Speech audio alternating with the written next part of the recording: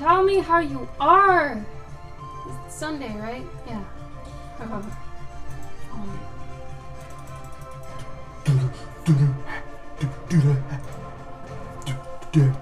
Don't act like you don't like it. Hello. Hi, Spongy. Hi, Paladin. Paladin, thank you for your subscription. You get a sub, shrub, nub, rub, luck thing. Wish. Wow. Say a wish. Sub, shrub, nub, rub, wish. I didn't see any. Ready? Make it. Sub, shrub, nub, rub, wish. So gross. I feel gross every time I do this. I gotta think of something else. Thank you so much for the subscription, Paladin. I appreciate it. Hello, Kevin, Mr. Bob Kevin. How are you doing? I feel like my camera's really dark. Gabe's face is really big.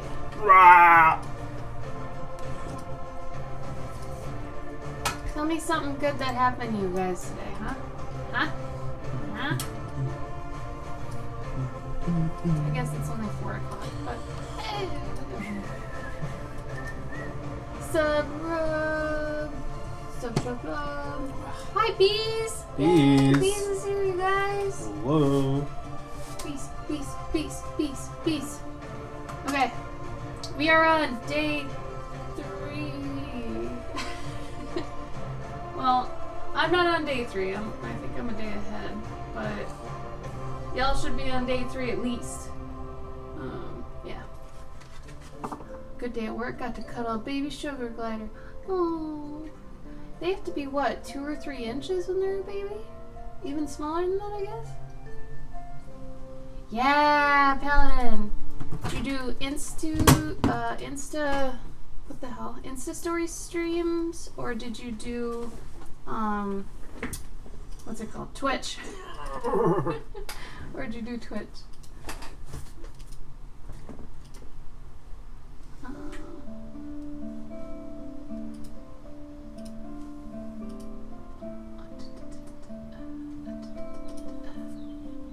Both. Ooh.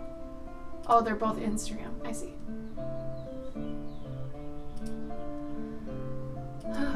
Okay. I'm gonna bring up the prompt list. Because, yeah, I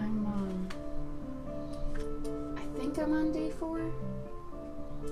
I don't know. What day is everybody on? Is anybody ahead of schedule? Hi, Yushin!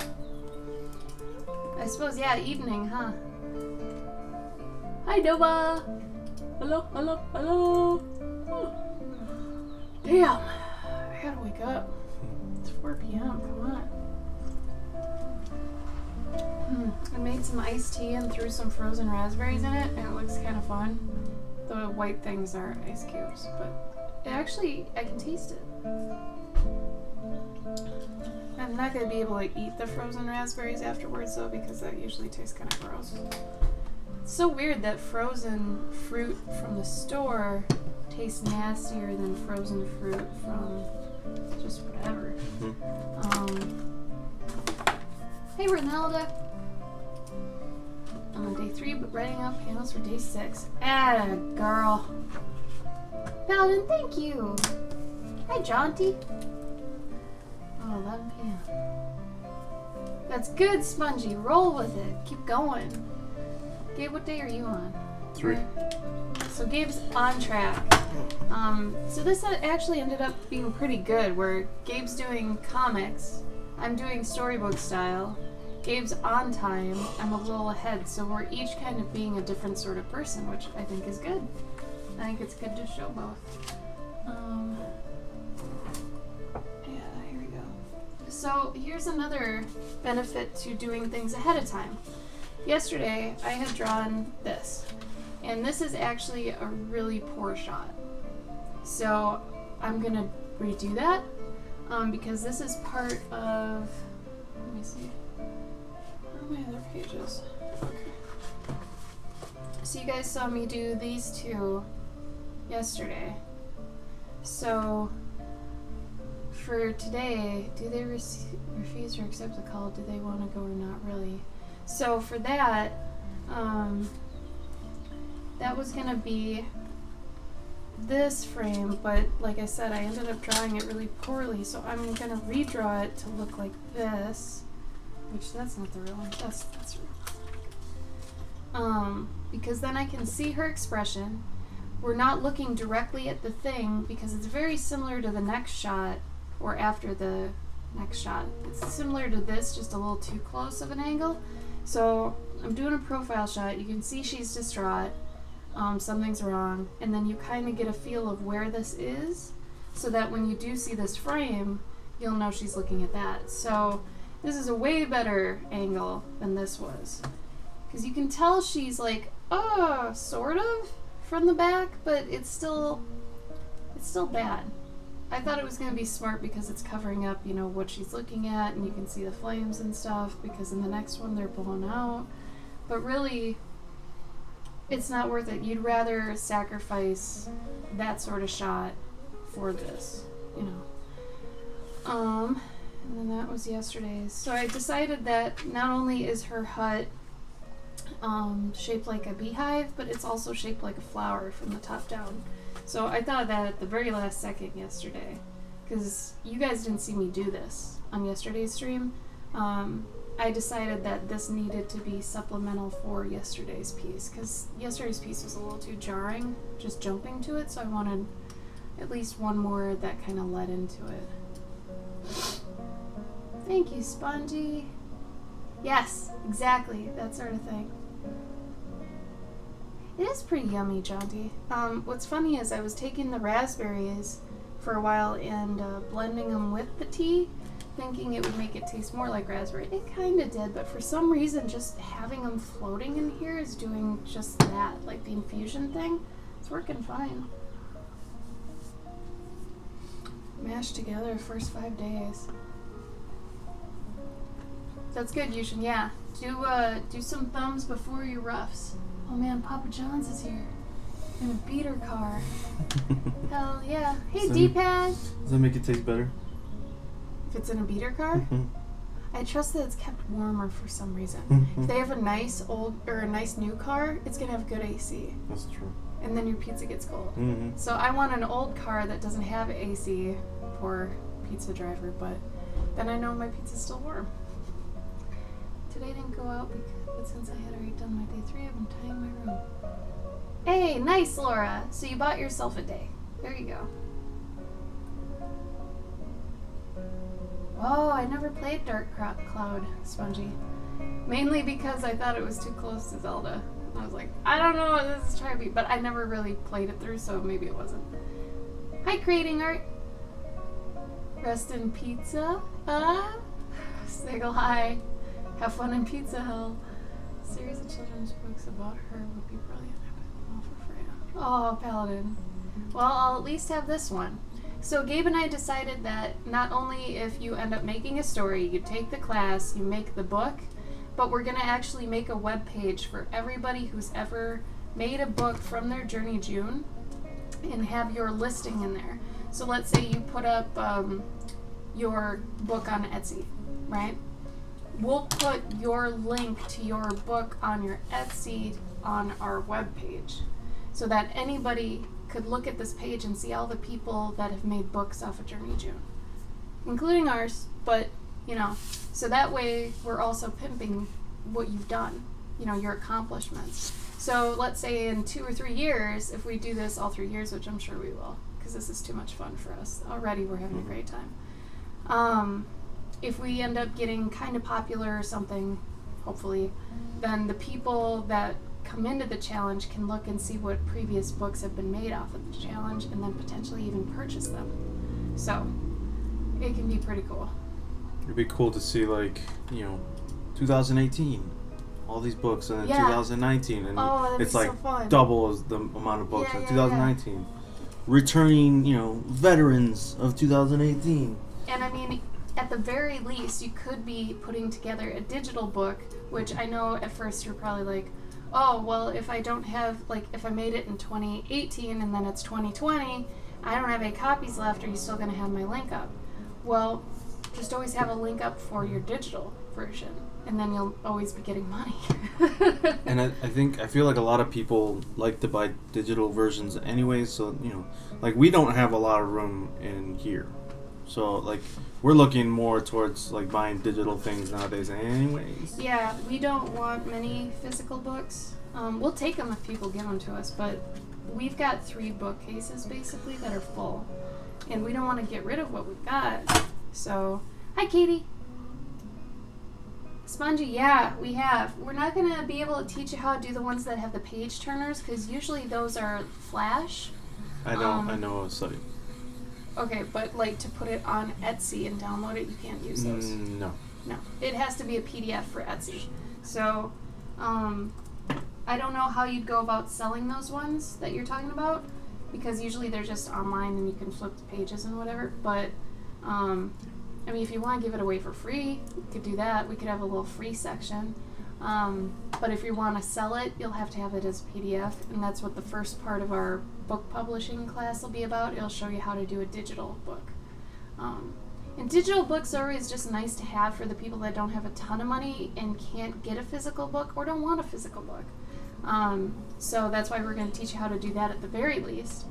And I feel like if you do, for the most part, have like physical books, you should also have digital book versions, you know? But anyway, yeah, Katie, I love your cat. Did you name him? I didn't know your last name was that, by the way. Oh, neat. Oh, Laura, thank you. That's very sweet. That's expensive. So they do have something. They are so cool, Spongy. It's so true. I wish PDFs could do that. They've got a website called Issue, but Yeah. it's like instead of an E at the end, it's a U. Oh. And they offer a free one, but it's got like ads on it. Yeah. And limited sharing, I guess. Oh. But if you pay $35 a month, you can do digital sales. So I mean, I guess if you're a Chibi Artist is here. Hi, Miss Chibi Hey, Artist. Chibi. You finally made it. Hi, Welcome, Katie. welcome. Sorry, I'm having a comfy Clover day, so hence why I'm in a robe today. I'm keeping it chill. Thank you for the follow.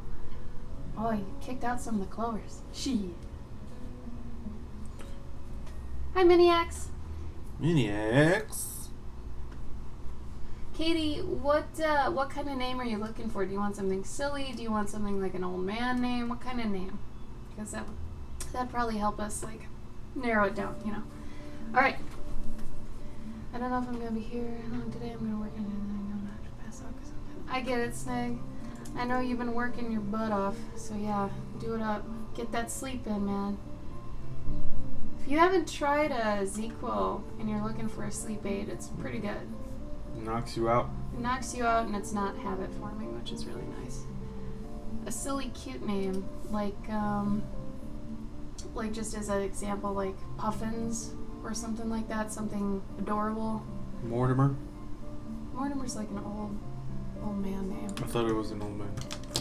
No, it's just a silly, cute name. Oh. Like Captain Fluffington or some crap. Is that what you mean? Oh, it's for the cat. Yeah.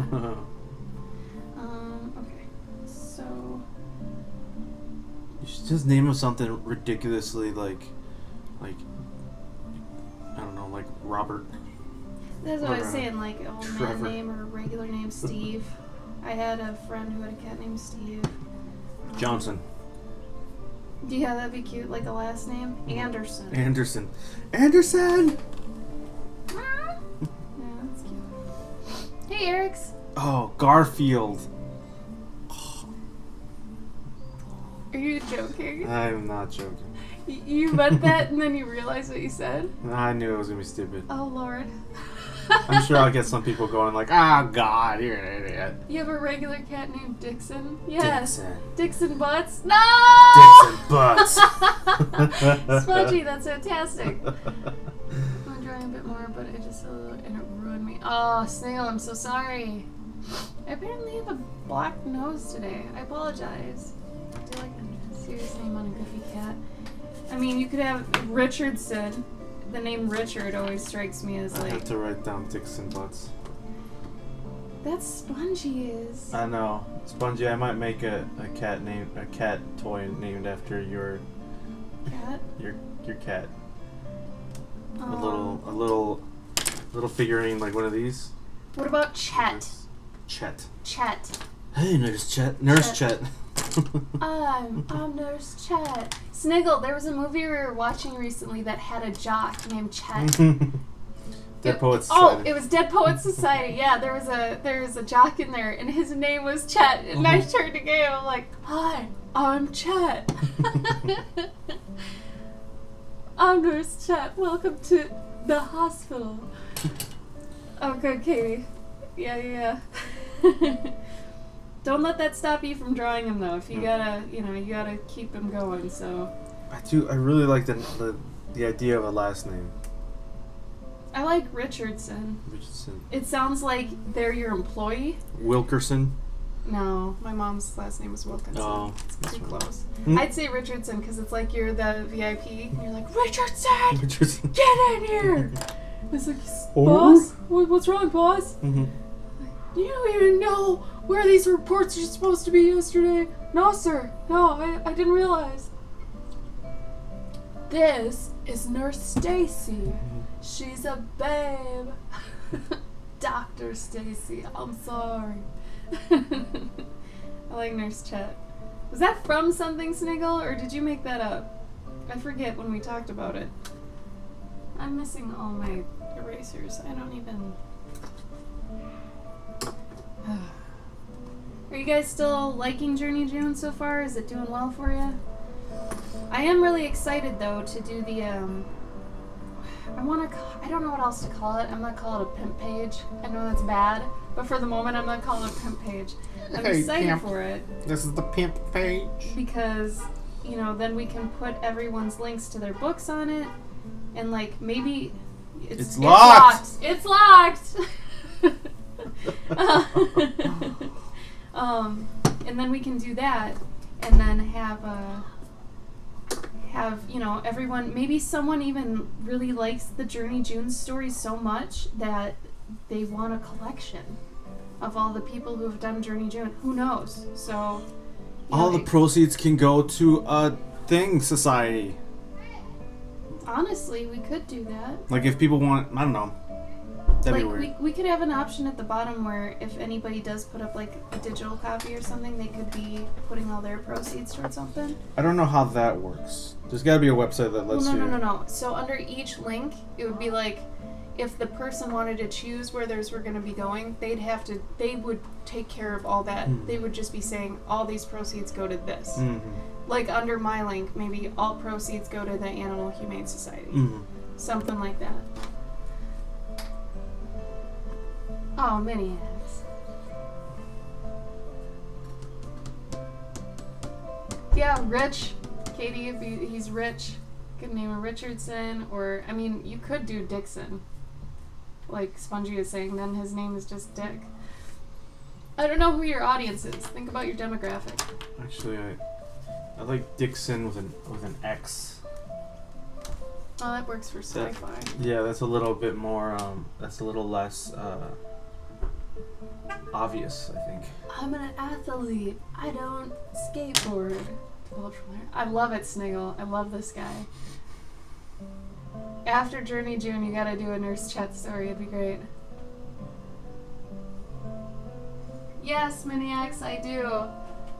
I keep it next to my desk. Mustard. For anybody looking for someone who does D&D miniatures and stuff, Miniacs did this really cute one of my start screen with me on my hamster. It's just a random hamster. I shouldn't have made it look like my real one, but he did a really nice job on it. It's really good. You should totally check out his stuff. Miniacs is a great artiste. Artisan. I don't know what you want to call it. Sculptor? Wanted a cat named Mustard. That's good. Aww. Anything named after a food is adorable. I had a hamster named Omelette. I named her Omelette. She was adorable. And I had another teeny tiny hamster. His name was Esteban. Esteban. It was funny because he ended up being, like, usually boy animals are a little bit more stinky than girl animals, and he was very stinky. So it was cute though because his smell smelled like tortilla chips. So the fact he had the name Esteban, Mm-hmm. and we wouldn't say Esteban very often, we'd say Esteban. Like he's a little Spanish romance guy. Oh, durian, that's cute. Durian, whoa. Yeah, like a durian fruit, because they're stinky. I like that a lot. So I've got this is like a trail. You know, he goes over to look for the ship. Yeah. Because it's missing. He's like, what the hell happened? And there's a little, like a splur of trail of stuff on the floor. And it looks like oil. Like a little puddle? Yeah, it's like a little droplets, right? Yeah. And so he goes to like, he wipes it up on a finger. Yeah. And then I have a close-up shot of him. Should I have him licking the oil? No. Or smelling the oil? Oh, God. But it's not oil, right? No, it's actually going to be like, it's like grape soda. Oh. Yeah. You And can't really smell grape soda. So it'd be licking. Because I feel like mechanics, like they... If you do the lick, you gotta do like a close-up, like right here, where it's like... It's gross. Maybe, if you want to. Beefy cat, what a muffin. Such a ham. Mm-hmm. I'm with you. Sugar in the gas cap. We used to actually call my bulldog the bakery because she had so many rolls. Hey! They call me the bakery. Here comes the bakery. And she'd sit down and she'd have like 5 rolls. It was very cute. What? Do you want to steal that for one of your miniature dudes? No, I heard that. I've heard that. That just triggered a memory. Oh no. Trigger. From high school. Of you? No. Someone like called you the bakery? No, there was a girl who had like a thyroid problem. Gabe, you didn't. I didn't do it. They were like the jocks. You know, and don't ruin this. This is about a cute dog. I'm sucked. sorry for your friend the bakery. No, she wasn't my friend. Oh. But yeah, that's. Yep. That's murder. Yep. I like that. Here comes the bakery. My dog, though, had so many rolls, I could take my hand, press it into her fur, and each, like, in between my hand had a roll. Yes, that's what you thought. Told you. Telling you. This is gonna make things way more interesting, I think. It was really cute. I actually, when she had her own Vine, and she ended up getting a good amount of followers, but I had one where, you know, I took my hand and they just fit perfectly in there. Can you not? Not right now. He's just hanging out by the window.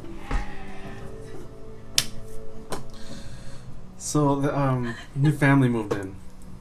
No, I'm saying you will be hearing noises because there's a kid special the whole needs. family though is really loud. Yeah, they're really like crazy. Maybe because it's summer. They've got but young girls, and Yeah. the young girls are always like. Yesterday they were yelling "Rain, Rain, Go Away" really loud and singing it like over and over and over and over and over and over and over.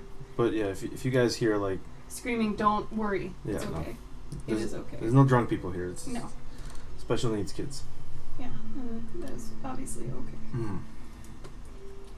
I'm getting caught up on drawing her hat today.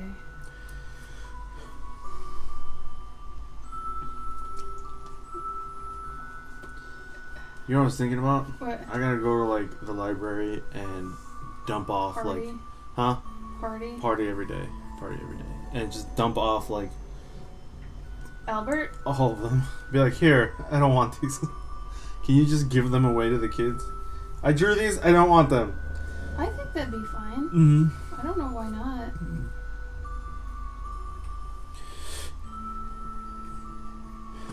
If you hear screaming, don't worry. I know. We just wanted to let you know because it scared us yesterday. It scared us real bad. And then we, investigated a bit and we were like, oh, okay. Well, if our viewers hear something, we should at least explain right away. Oh, but that was last night. No, I'm not talking about that thing. Okay, yeah, last I'm talking night about was... another time. There was like a coyote or something. I think it was a fox. It was going like, ah! Yeah, and it was like, whoa. Like it could have been an old lady dying loudly, but I think it was a fox. The problem is we have like a little ravine, little river, little creek, like maybe like 40 feet away from the apartment, and there's got to be tons of animals in there just duking it out every night. Oh yeah, we do have a forest next to the apartment building, which is really nice. Part of the reason we ended up going here. But, yeah, so we hear things. And I think last night it was a fox. I'm pretty sure. Mini-X, where did you stream? Were you streaming on here? Yeah, he was on Twitch. Oh. I think you were on Twitch. Yeah, because Paladin was saying you were on Twitch. How did that go? Did you raise lots of money? We should try that. At some point. I think if we... Oh, never mind. Not in June. No. I was going to say for 24-hour comic day, but... That's mixing too many things. No, I mean, we'll be gone. Oh, that too? Yeah. We'll be in New York for that. 24-hour comic day. That's upsetting. No, it's not. It I'm is okay not. if 1 year we do on, 1 year we do off. Yeah, that's true. Because last year, oh my god. I think it lets us forget how awful it is. It's really hard. Yeah. It is really hard. Oh no. I'm gonna watch this later, otherwise it'll come through your speakers. But That's great. thank you, Smudgy. Ah! What does the fox say? Ah! I don't even know what a coyote's supposed to feel like. Sorry, I read How You Feeling Rusted Date. I don't know what a coyote's supposed to feel like. I'm guessing they have coarse fur. I meant sound like. Sorry. Sorry. I'm not awake somehow. Oh, you just sent people to the site? Oh, I thought you were like collecting donations on Twitch. Oh, yeah, that's what I thought you meant too. Yeah.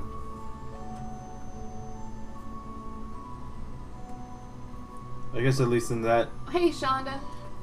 sense, then you probably could have Hey, Shay. figured it out.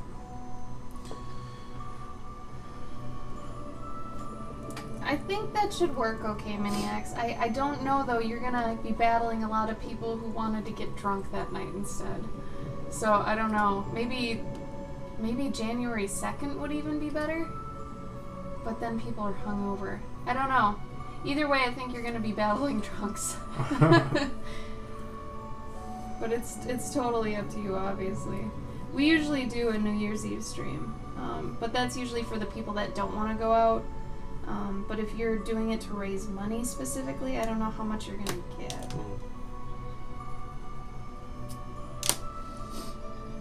Still worth doing though.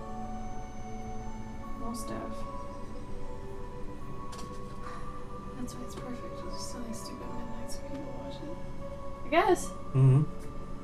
If you get the word out soon enough so people can plan for it, that's more important, I think, because you got to make sure people can plan for it. If you do it the day of, it's probably not going to work. Maybe start a couple days ahead of time, or even like a week. But yeah, you know how the schedule thing works. People like schedules.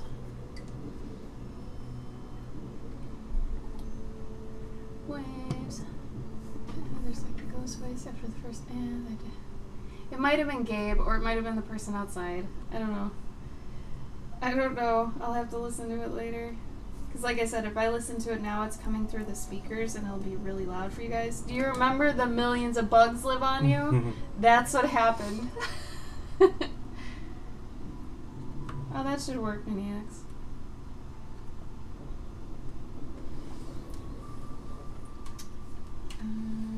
This.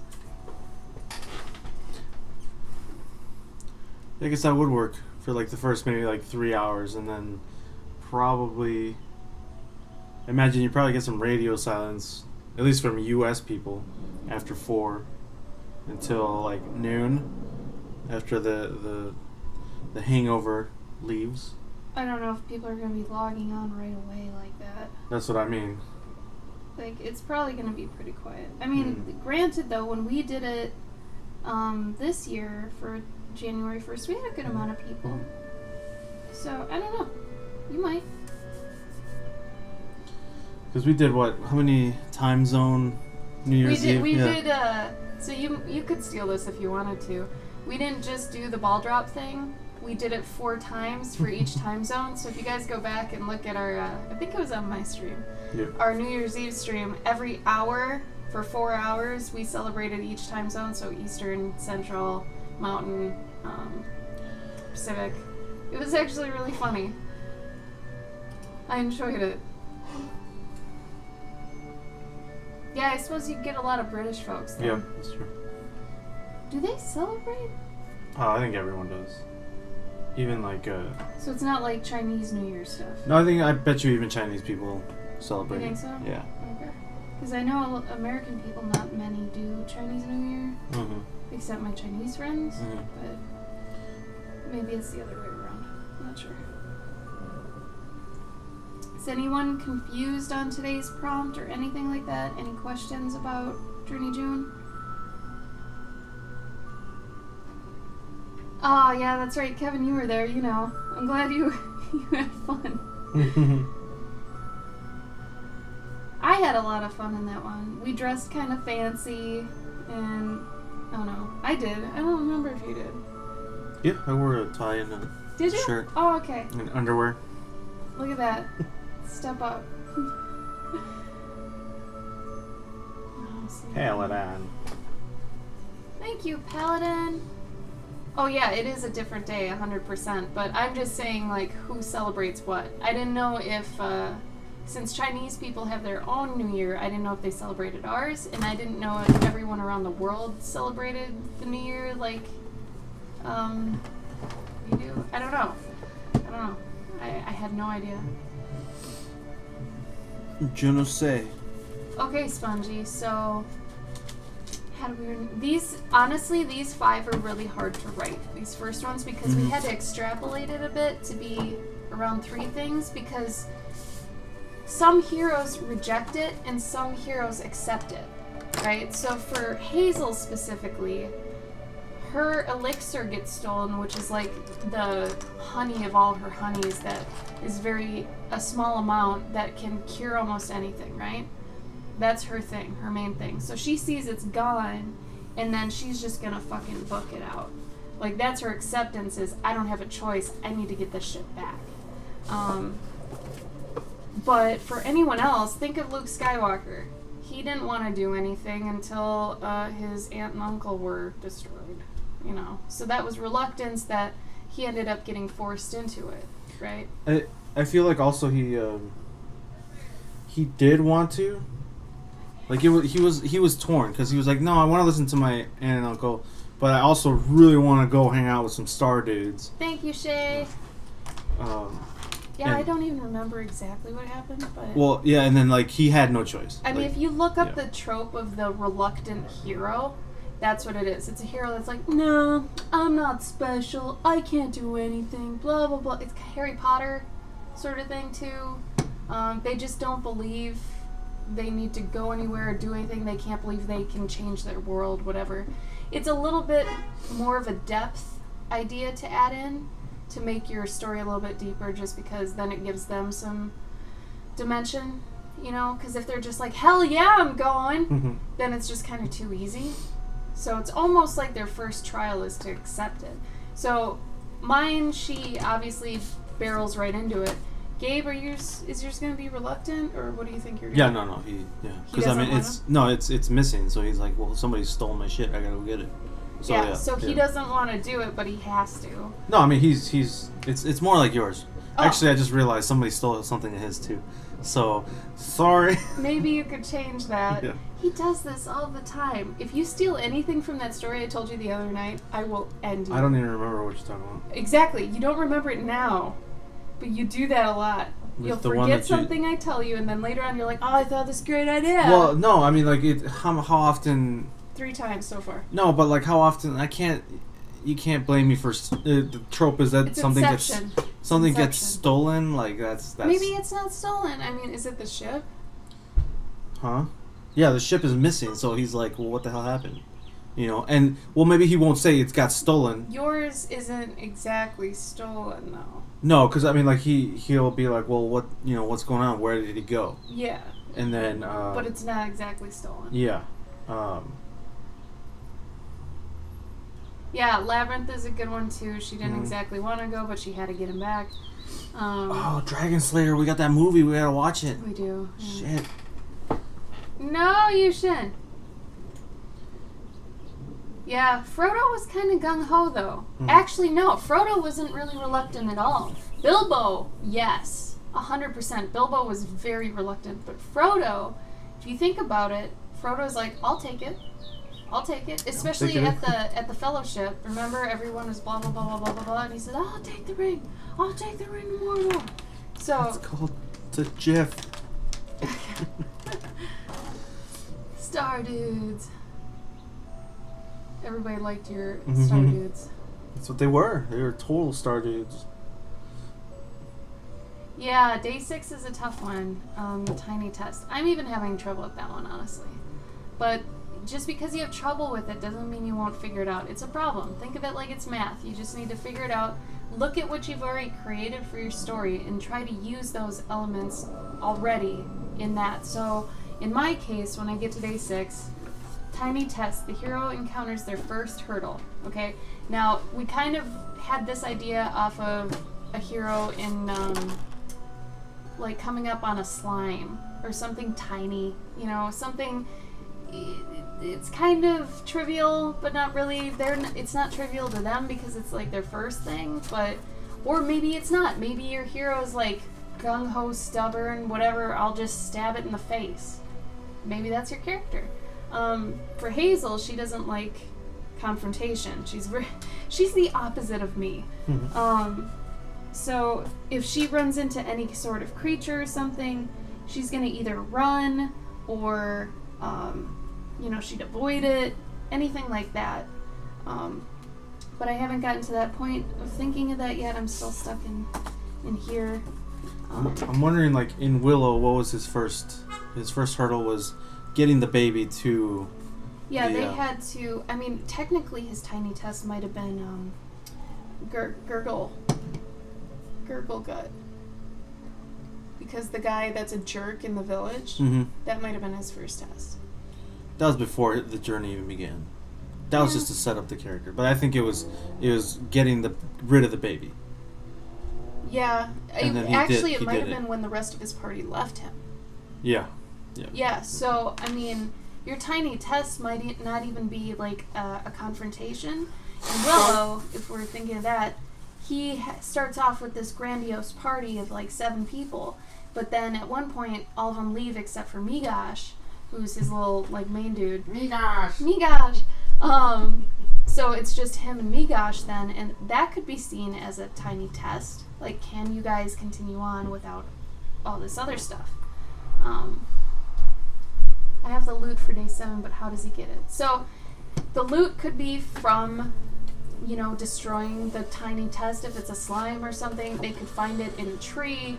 If it's, like, at a grocery store, maybe they find it on the ground. Maybe they helped out an old lady in the grocery store find some tomatoes. And then she drops something out of her purse, and it could be really weird. Something an old lady maybe shouldn't have. I don't know. Let your imagination figure that one out. But yeah, just the best thing you can do for any of these things once you get blocked up or stopped is start writing a list of just stupid ideas. Brainstorm like crazy. No idea is stupid when you're brainstorming, because honestly, if you're letting everything come through, like I'm talking to you right now about the grocery store and stuff, if you let things just kind of flow like that, you're going to get so many more ideas if you're not being like, that's stupid, that's smart, but I don't want it, but this... Don't think about it, just start writing. And then when you've written for a little bit, then assess. And be like, well, that could work, but only if I did this. But that's kind of cool because of this reason. So once you've gotten it all out, because sometimes you're thinking of things you don't even know you're thinking of, which is kind of the blessing of brainstorming. But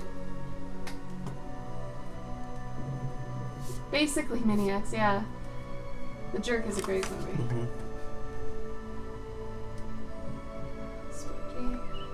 I gotta catch up. You guys wrote a lot.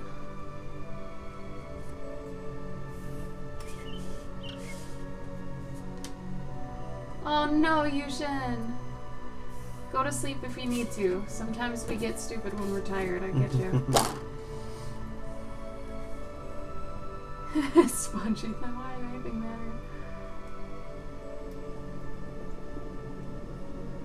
It's true, Miniax, but at the same time, the reluctant hero isn't always necessary. That's why we give the two options. You can go into just pure acceptance, or you can go into reluctance. It depends on who your character is. Because like I said, if it were my hero's journey, I'd just go for it. I'm not reluctant. I just go for it. That's my character. That's me. This one, not exactly, but like if it wasn't something of hers, if it was anything else, no, she wouldn't do it.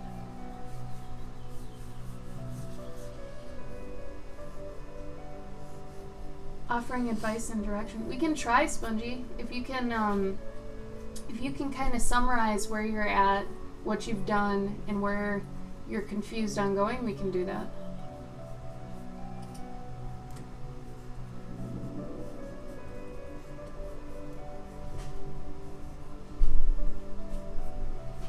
I kind of wish she had. This is part of me that I'm always fighting. I wish she had some sort of bracelet or glove or something, but that's overkill right now.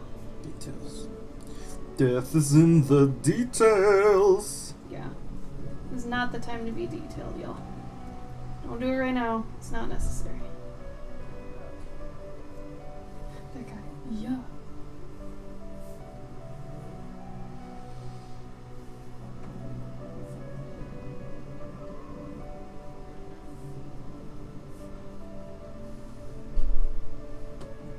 And over here is the door. How tall is the door?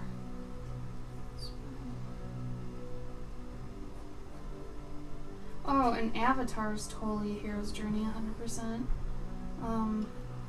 Sorry, not the last Airbender. The James Cameron Avatar.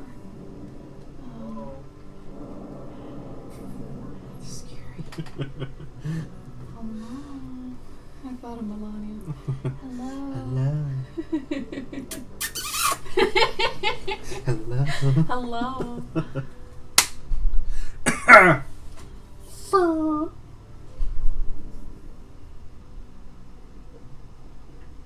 No, it's not thunder. Though it looks like it was gonna rain all day, but I checked and it's not gonna.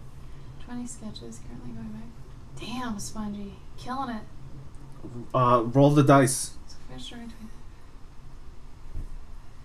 I would literally write down 6 things and then roll a dice and pick one. Just go with it. When I get to that point, I try to dig into the characters and the surroundings a lot. Salmonson, thank you for the follow, and JMJ Forever. Thank you guys. Yeah, it depends, because like when I get stuck with Hazel now, I try to think about what she would do, what would fit her story, based upon who she is and where she is and what she does. Really, with the hero's journey, you kind of let the hero tell you. God, that's not her hat. But, yeah, and that's, I guess that's kind of where it's nice to have, you know, art friends and stuff like that, because, like, Gabe and I, when we get stuck, like, I got stuck yesterday, and Gabe really helped me out, but that's why we're here. So, I mean, if you want some feedback, like I'm saying, like, Spongy, give us maybe your different avenues you're thinking of, maybe your top 3, you know. Oh, thanks, Minnie. Thank you. I haven't even warmed up today with drawing, so it's a little bit rough right now. But,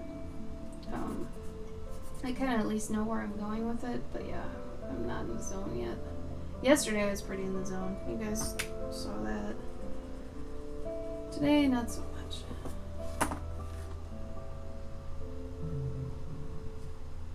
Is that your stomach? No, that was me grumbling. Oh. I was like, oh my god, that's really loud. Minnie, did you Oh, hold on. Is it okay if I answer Chibi first? Let me just ask real quick. Okay. Minnie, did you come up with? Did you write that story before you jumped on? Damn it! Wow, cool. Did you write that story before you did the stream, or was it like off the top of your head? Continue. So Chibi, we actually talked about this pretty in depth yesterday and came to the conclusion that, I mean, since Gabe is a professional comic artist, he's had to deal with this a lot, and we suggest that you don't do any word bubbles at all yet. We had suggested that if you are tempted to, or anything like that, you take a piece of tracing paper, okay? Because the problem is, let's say I've got her right here saying, you know, yesterday was shit, look, today let's do crap. And she's like, crap, right? And it covers up stuff, right? And that's a problem. So you could just say in your description of the post that day, you know, what they're saying in each panel, because remember, this is still supposed to be rough, but you want to be able to use it too. Let's say for whatever reason I needed to add something back here that was a story element. I would have to change the placement of this bubble to be in a different spot. And if I had originally drawn this bubble into the original drawing, I would have to erase it. I would have to redraw stuff. It'd be a total pain in the butt. So I've started seeing a lot of people going through the tag on Instagram that are doing bubbles, and I'm like, well, if they want to do that, that's okay. This is their first run at it. Okay, but for those of you who actually come here, you get the tips and tricks, like I said on the Insta story. So this is one of those. If you are really committed to your story, you do want it to become something in the end, and you want it to be like a book you could sell, you kind of have to plan ahead for these things then. So you really could have, you know, the word bubbles drawn on some tracing paper or something, or even thumbnailed on a post-it note, another piece of paper, anything. Just take notes, say, okay, this was day 4, right?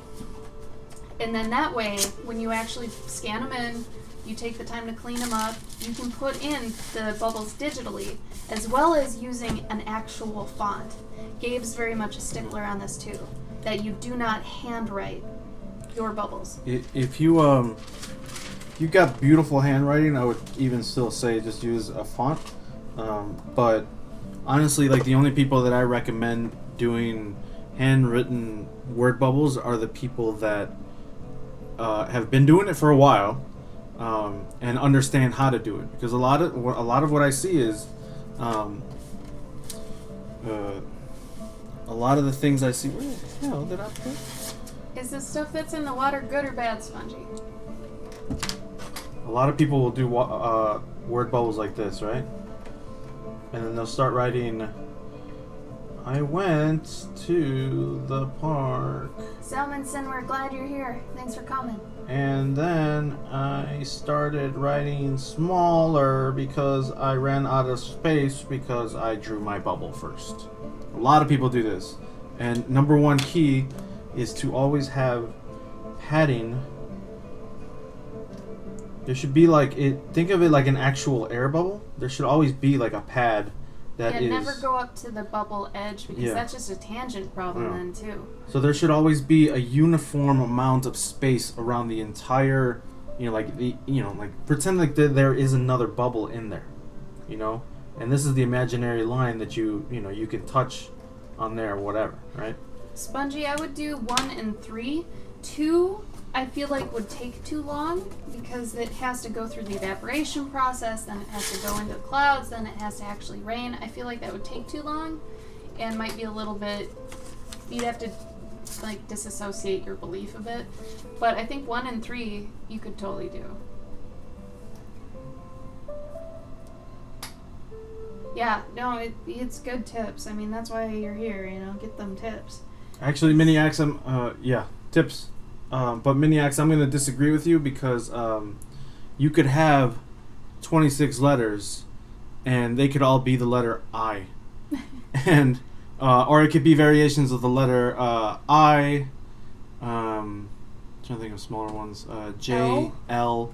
Lowercase L. But yeah, like if you have a bunch of lowercase L's or even L's, if you have a bunch of specific letters, like put together, right? It's going to be a lot smaller then let's say you have M's and W's, even some Z's. You put a bunch of M and W's next to each other. Those are usually a lot wider than, especially when people write them. They write them a lot wider. I mean, this is technically typography 101. But yeah, if anyone's had a typography class, that's what you hear. Yeah. That's what you learn. So you can't necessarily count the letters. Miss Chibi, I do the same thing. I prefer wordless stories because I feel like it's going to be a lot better to show it than tell it. And then if it needs supplemental stuff, okay. But if you can stay away from adding words, I think your stuff's going to be that much stronger. If you're interested, I did all these stories. I did daily story bits every day for a while where I would just think of an idea for a story and be like, all right, I'm going to just do one post every day and not even plan it. And then just right before I drew it, I'd be like, well, they could do this today. And then I tried to do it, without words and stuff. But anytime you're doing anything like this, whether it's comic, whether it's story panels like I'm doing, I'm doing it storybook style. So Gabe's doing comics. So usually people are doing one or the other. But for the most part, the thing you want to think about with each thing you do, whether it's a panel or a storyboard illustration, you want to answer the who, what, when, where, why, and if you can, the how. If you can answer as many of those as you can in each picture, you're going to be gold, okay? Because you're going to be answering a lot of the questions somebody would have. Because let's say you didn't answer the where. People wouldn't know where your character is. So you got to say, well, they're here. Then it's like, okay, why are they here? Well, because of this item here. Okay, got it. So when you can do that, your story's going to be that much stronger. And I mean, all my stories usually have no dialogue because I just hate dialogue. Right? I don't know. I just don't see a point with it all the time. And all my stories are about animals. Or trolls, I guess. I have one story that's about test tube monsters, and they don't talk, they're in test tubes. They use like sign language and stuff. This other story I've got that I showed on the stream the other day it's just an entire story of like, body language and stuff, and it's about cute things, and you don't need words. Sometimes if you use words right away, it means that you're not doing it well enough visually first. So I would even concentrate on doing something visually first before supplementing it with text. Because the text could absolutely ruin it too.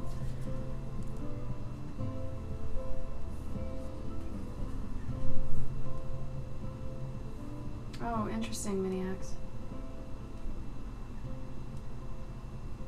I don't know. Our typography class is a little different. Well, I mean, at least regarding when you're doing comics, it's a lot different because you're fitting those words into bubbles, and even if you counted the letters in each thing, it's a lot more difficult to do that because you're working with a parameter that requires a lot more.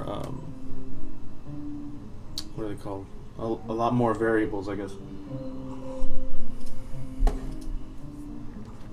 There's a specific like science to lettering, comics too. Like there's a lot of rules. Like, what if you guys can walk away with anything about if you remember anything from what I'm saying about lettering for comics, if you're doing all uppercase, right? If you have the word with, right? This is how it should be, okay? If you have the word look like this, that is bad. You don't want the cross I. The only time that you use this I is when talking, like, I went to the store. If it's alone. Yeah, only time, if it's alone. Otherwise, the problem is that then it starts to look too much like a T or a J. And when it reduces, it's not as readable. Exactly. So that's like the one cardinal rule that now when you go and you read some comics, if you see that, then you will know that person is an amateur letterer.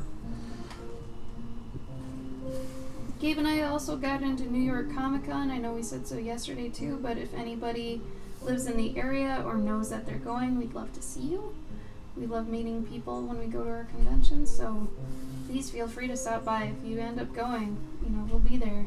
We'll let you know what table and stuff once we know. Usually it's when you get closer to the convention. But our next con's going to be in North Carolina for Heroes Con. So if any of you are going to be there, let us know. We could totally give you a free print and whatever and stop by. Still don't know where we're sitting though, do we? David No, sent us anything. no, That's you in don't find out. 2 weeks, I think. It's they say it's like the last week. Yeah. Yeah, it's the 14th? 15th. We'll be taking a plane the 14th, though. And then we're also going to be at Dragon Con Yeah! and But- Gen Con. Yeah, Gen Con's before that. SuperCon, too. SuperCon's in July, and that's in Florida. We'll be with the rest of the Von House crew for that one. It is crazy, Snaggle. What's funny, though, is I thought New York was the craziest, and then we went to Dragon Con last year. The only reason I would say Dragon Con is more crazy than New York is because it's 5 days. No con is 5 days long. Like, the fact they go to Monday is it's incredible to me. They Like, basically take advantage of the of Labor Day, yeah. and they keep it going for an extra day. Mm-hmm. The only other thing that competes with that is San Diego Comic Con. Yeah, but San Diego's not even. It's a beast of its own. Yeah. So, just so you guys know, here's your rough. Here's the final one on that. I didn't realize I was off screen. Doesn't matter how long you do this, sometimes it's just messed up. Yes! Yes, Kevin's totally right. Mr. Bob is totally right. Every one of the 4 hotels that is part of the whole Dragon Con thing has a DJ in the lobby. It was incredible. I'd never seen something like that. The only thing that really, really sucks is that we basically had to order room service every single night. Kevin, I don't know if you had to do this either, but because we couldn't get downstairs or upstairs with the elevator, because it was like a half an hour to an hour wait to get on the elevator. Like, there was a huge, like, shoulder-to-shoulder crowd every night when we came back from the con. And it's like, we couldn't take the stairs. It was like on the 60th floor. Mm-hmm. I don't know, it was nuts. But yeah. Oh, peace out, Miniacs. Bye, dude. I don't think it was 60 floors, but I thought we were on it's the like 60th 30. floor. It's 30. No way. Yeah, it's 60 floors is a skyscraper. Like that, yeah. Really? Yeah, that'd be excessive. Yeah, it's in Atlanta, Snag. Wow. And I actually really liked it. Everybody called me Miss Ashley. I like that. Oh, really? Oh, I gotcha. Yeah, somebody was pissed because they asked for tea. Do you remember this? I forget who it was. Was it Pete? I don't remember. Or maybe it was Elaine. Someone was talking about in our group that they ordered tea, room service tea, like on the menu it said this nice little tea platter. You know, it had tea, it had little cakes and stuff. And they ordered it and they brought it up and it ended up being just basic, like what you find in most hotels that's just free right there. They just brought that up. It was like it was a hot water pot, and you were supposed. They had like a little tray with a bunch of little teas in it, and you had to pick one.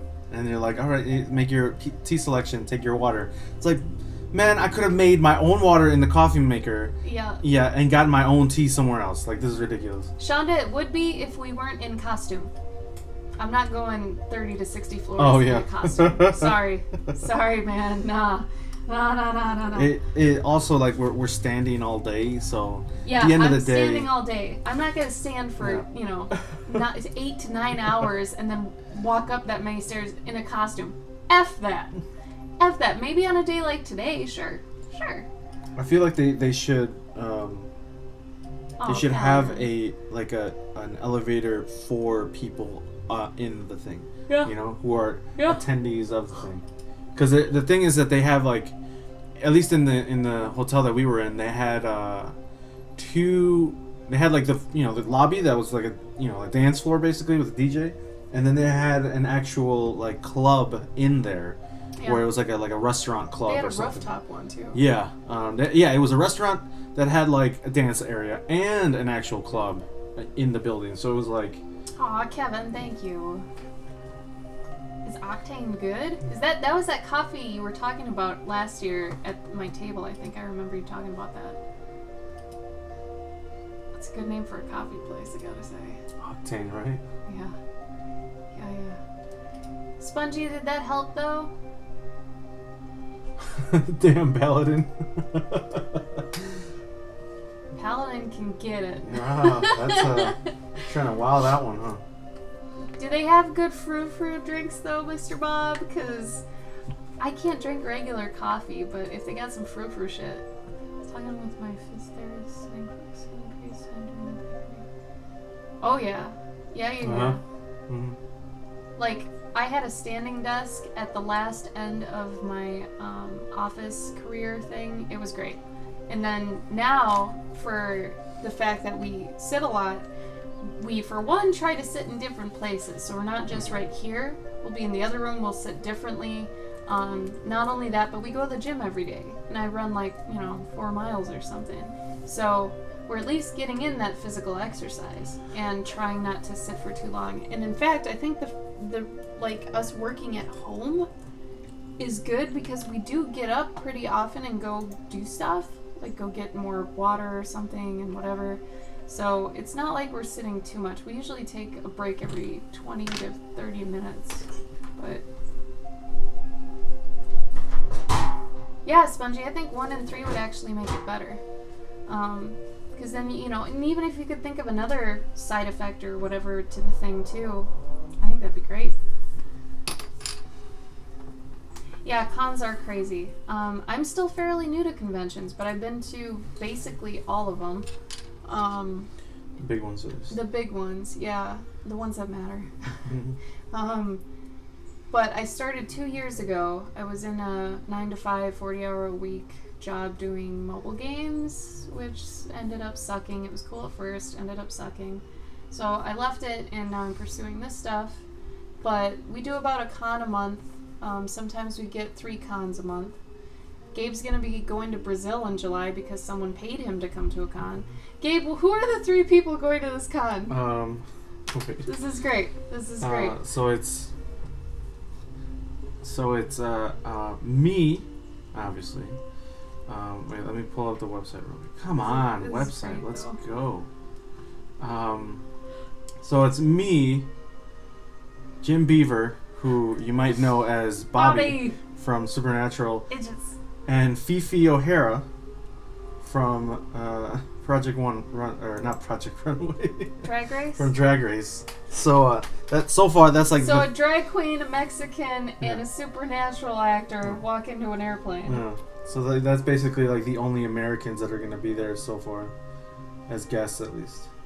But they're getting a lot of Japanese and Korean people too, right? Like celebrities from that? Well, no, they're getting a lot of K-pop idols or something? Yeah, like they're getting a lot of K-pop people. And then what's really weird is they've got like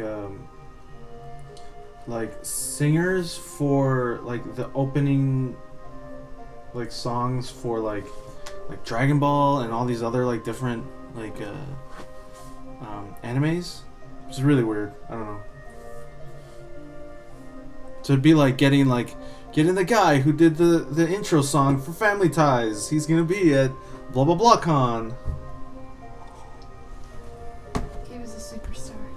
It was kind of out of nowhere, really. Well, it's because they're releasing Life After the but book. It was still out of nowhere. Like, why you and not Josh? Yeah, I don't know. I think maybe that's what I'm saying. It's like, why Gabe? Artists might do better in that country. Maybe they just I don't know. This is its first year, though. How Yeah. do they know? No, I mean I think that maybe like just artists do better in general. Like people maybe in Brazil, people want to see artists instead of the writers. I see. Which is weird because it's getting translated or it's been translated in Brazil into Portuguese, so they're releasing it while I'm out there. So they're like, yo, let's get this guy. Blah blah blah con. Yeah. Blah blah blah con. Blah blah blah con. Speaking of, Arrested Development season 5 is released on Netflix. So if anybody wants to watch that, It's cute. everyone looks so old. Yeah. That's the only sad thing. Why not Gabe? It's just funny to me. It's like, why? I love Gabe, but why Gabe? All right, so I'm either on day 5 or 6, and I'm trying to think now. And this is where it kind of sucks for you guys, because I'm not going to really be drawing right away. I got to think on stuff. So, what does the road look like ahead? Carrying up how are they leaving? So wait, is this day 3? Now I'm see, the only problem with getting ahead is that you get confused. So, I'm going to do that. The place got trashed yesterday. And that, and that, and then... Calavera, you're on a block. Where'd you get stuck? Okay, I think I'm on day 6 technically. Or maybe I am on day 5. Because she sees that, she runs out. Interesting. Interesting. Hello, customer! Goss. Blah blah blah's la blog. The blah blah blah la bog la blom. Bomb. So for Hazel's tiny test, is it a creature? Is it a structure? Is it a person? Is it environmental?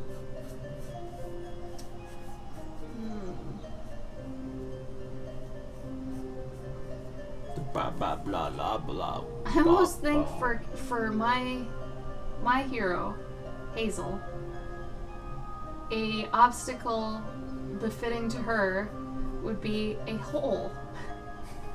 Trying to get across a hole. She has little stumpy legs. Oh, bother. So, yeah, bother, right? So I want to maybe have the tiny test be she comes up to, like, not a ravine, but maybe a little crevice or something, and she has to get across it. Maybe. It'd be really cute if she met a lot of animals along the way, though. That sounds like characters that you don't need. No, if they just help. Shut up! I like porcupines and beavers. I just want to fit them in. Leave me alone. Were you watching? Yo, it could be a beaver. Were you watching what's it called the entire time? The Jungle Book while you were running. Shut up. There was a really cute scene where he like runs into a porcupine. I know. And the porcupine says something like, "Get off my ass, yeah, kid." He's a jerk. Yeah. I don't like that movie. It's creepy. I really enjoyed like. Fuck off, Sniggle.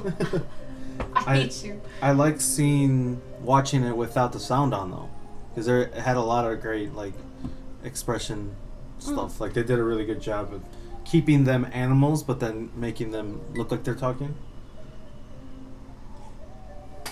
I think confusing loot will be fun. I like the idea of I'm looking forward to a few of these to see what people do. I hope someone's is gross. I think that'd be really fun. But let's see.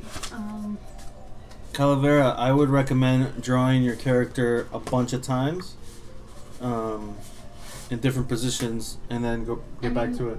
That's why it's good to have a turnaround sheet, man. Mm-hmm. Like these kind of sheets are really good, especially like here on this one that I did earlier. I forgot how she looked from the side, so I went back to my style sheet and I looked at that one and I was like, oh, okay, well, I can do that. I've got her hat going the wrong way, but for the most part, I got her down. But it's good to have that. That's why some people go as far as to sculpt their people. Are they there to the camera? I wonder if I should have a view of her coming towards the camera when she's running off, like looking super distressed. And that's her journey begins. It's not so happy and like, yeah, we're going on an adventure. And it's more like, you know, and I gotta find this fuck. I gotta find him. He took it. The whole town's gonna collapse and die. Beartown. Maybe I'll just call it Beartown. Focus on saying goodbye and departing in their own way. Hazel's way is to run frantically through the forest. I guess I could do that. What do you think about that, Gabe? Like if it goes from this panel after this one, and it's a front view of her running, like. Why? I don't think you need another one. No, this is for day 5, because that's the journey begins. Oh, yeah, it'd be cool if she was like that with the town like in the back, way further away. Yeah, maybe even like down a hill to show the distance she's making. Yeah, like maybe she's running uphill. Run screaming. That's how I see it. She's kind of. I don't want to say she's a nerd, but she's scared of all her responsibilities. She takes her responsibility and her career at the honey hut very seriously, so. Is she very anime? She might be very anime, I don't know. Maybe. Also, I have a problem center staging a lot of stuff, like Wes Andersoning it, so every time I try to do that, or I catch myself doing that, I immediately try a different angle. I mean, it is very storybook to do it that way, but also at the same time, it's not particularly interesting or dynamic. So, I mean, if you try out a bunch of different angles or shots and nothing really works as well to illustrate that emotion or mood or whatever's happening, then yeah, go back to it, but at least try a couple things. Well, if she's running so frantically, maybe her first test is she falls down a hole. Mm-hmm. I mean, she doesn't notice, or like something runs into her, or, you know. Well, what if it's like she just started running without even thinking, and she stops and she's like, wait, where am I going even? Yeah, she might end up lost and it's dark. Like she ran so far for so long and she didn't even realize that, you know, now it's dark out and she's like, where am I?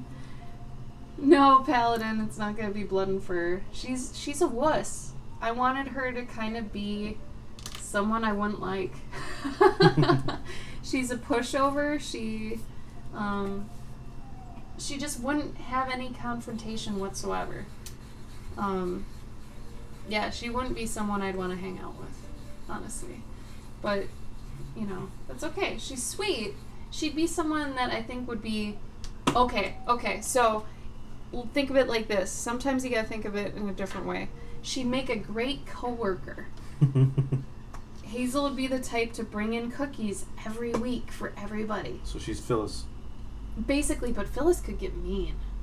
Well, I'm sure. Remember? I'm assuming she can get mean. I don't think Hazel would. Oh. She'd always back down. I would say that she'd always bring in cookies every week, and no one knew too much about her except for the pictures she had in her cubicle. She's very quiet. She never would ruffle anyone's feathers. She always gives compliments, and she's the Happy Monday person. Happy Monday! Oh, God. Mm. Oh, God, it's Hazel. Hi. I was just wondering, you know, what we were doing for the meeting today. I noticed it's a little late. Like, damn it, Hazel. Oh, yeah, I forgot there was a meeting. Thanks, Hazel. Damn you. Everyone else hates her. Hazel! Oh. Sniggle, did you know most people in medieval times had their own casps? What's a casp? What the hell is a casp, Sniggle? Skeps? A scaps? What the fuck is a scap? Is that the thing that you keep bees in? I would just call it a bee house. I don't know. Oh, wow, Paladin. She doesn't need a mean side, no. I think that her thing for her, like, for her arc, it might be, like, at the end standing up for herself.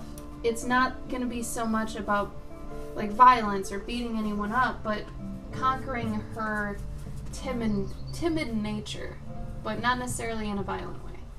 it's probably gonna revolve around, her taking a stand instead of backing down all the time. One of those. How does she handle bad customers? She would be the apologetic type that would always take the blame, be like, "Oh, I'm so sorry, sir. I'm so sorry. We'll do something about that right away." "Yeah, and I deserve a refund." "Yes, sir, right away. We'll do that. You don't need to talk to my manager, sir. I'll handle this completely." She's a pushover. She's a total pushover.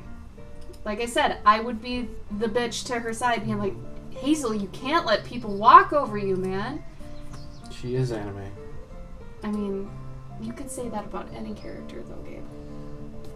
Like, that. What you're saying doesn't make any sense. No, I mean like anime kids, sorry. Sniggle, I love that picture so much for so many reasons. You found a perfect picture in my eyes. I know that sounds weird, but hey, maybe she does push him into a pit of bees. We'll find out once she, oh, now I'm thinking of when her sidekick comes along. That's when it's gonna get fun. When the bee comes in. But yeah. See, I could see her doing something like that. She could be very Midwest passive-aggressive, where she's like, oh,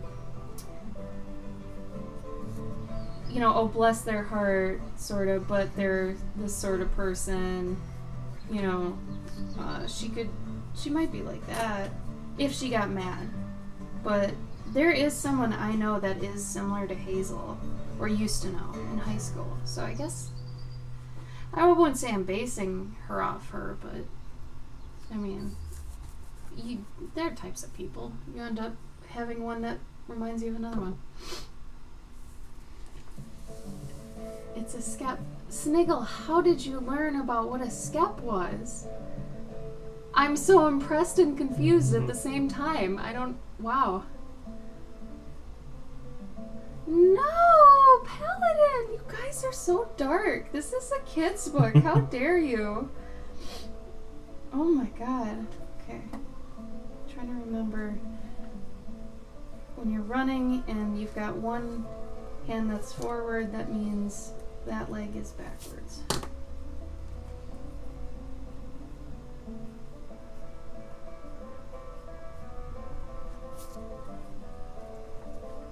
Kui's being a little diva lately. He's been sleeping next to his water bottle instead of this really nice little house I got him. I've been luring him with food. We'll see what happens, but he's been so... "No, Mom, I want it this way." Okay. Okay.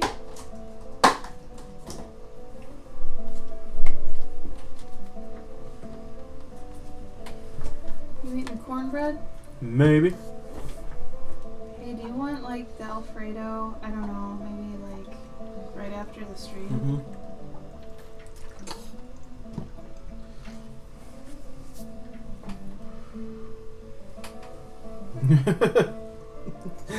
It's the misery lady. I always forget her name. Kathy Bates. Mm-hmm. What about Kathy Bates? Maybe it's her. Maybe it's the lady from Misery.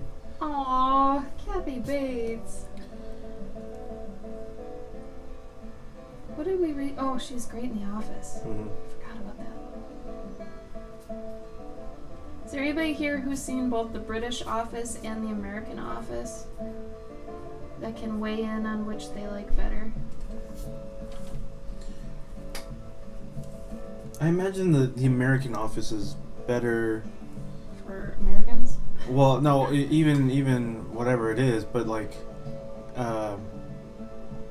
because it's so many more years after, that it's like Updated? Yeah, it's more like, again, I think people would relate more to it or something. Also, there's like there's like 3 seasons where technology like explodes. That was nuts. Yeah, once where, you pointed that out, I actually, like you're smart. Yeah, thank you. No one had cell phones like for a while, and then only the really important people had cell phones, and then all of a sudden the next season fucking everyone has a cell phone. And everyone's Skyping and all this stuff, and it's like, whoa, what the hell? It's weird because I can't see Martin Freeman as Jim now. I suppose if you watch the British one first, and then you watch the American one, it might be a better upgrade, but I feel like it's going backwards. Like, when we were watching that one episode, and I don't understand British cringe as much as I understand American cringe. And I think that's honestly a cultural thing.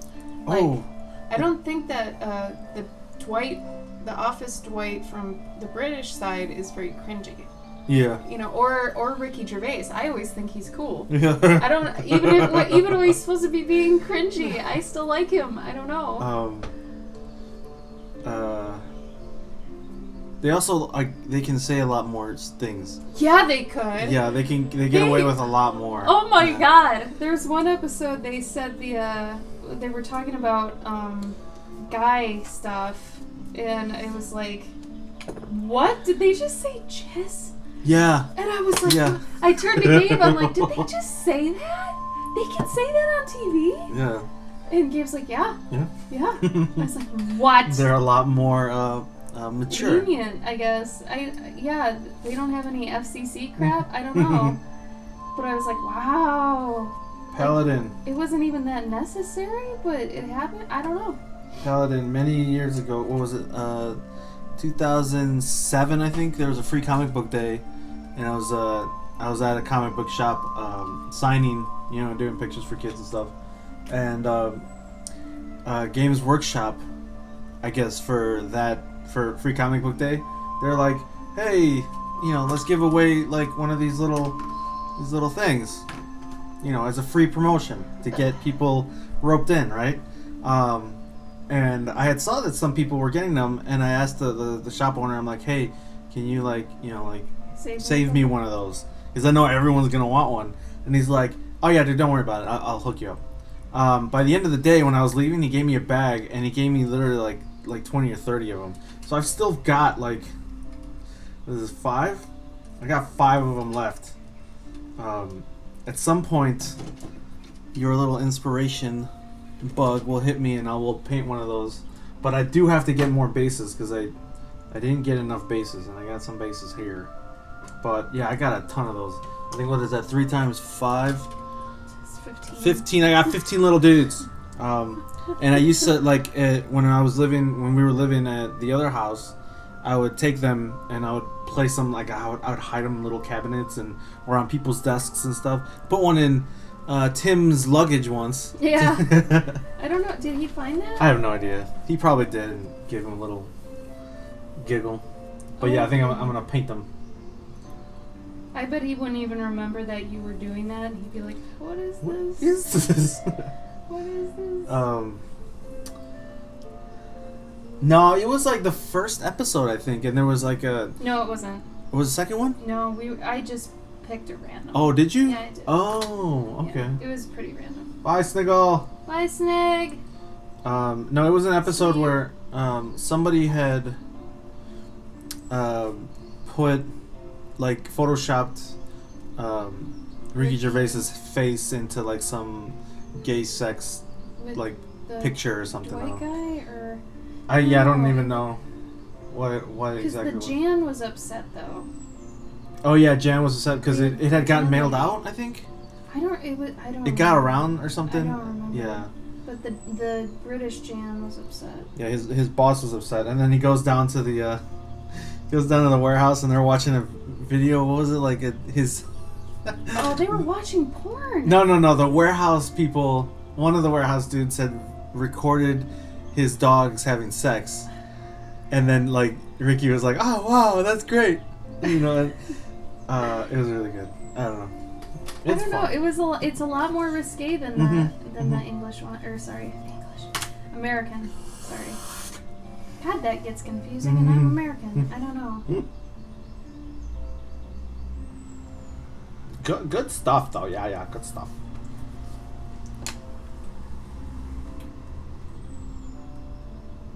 Oh, yeah. Yeah, I love Ricky. He's great. But, when I first started watching The American Office, It took me a while to put my finger on why I hated Michael Scott, but it was because he was very much a dad. He was just a really cheesy, racist, offensive dad. Like, he had that mentality, like that dad, hey, kiddo, like, Dad, just stop. Like, every time he'd say something, I was like, no, Michael, just stop. It's like, he embarrassed you through the TV. That's so hard to do. Nice, D-pad. Get it. Yeah. Getting a drink, then starting day 5. Awesome. You're killing it, bro. You're doing so awesome. How is the traditional side of it treating you?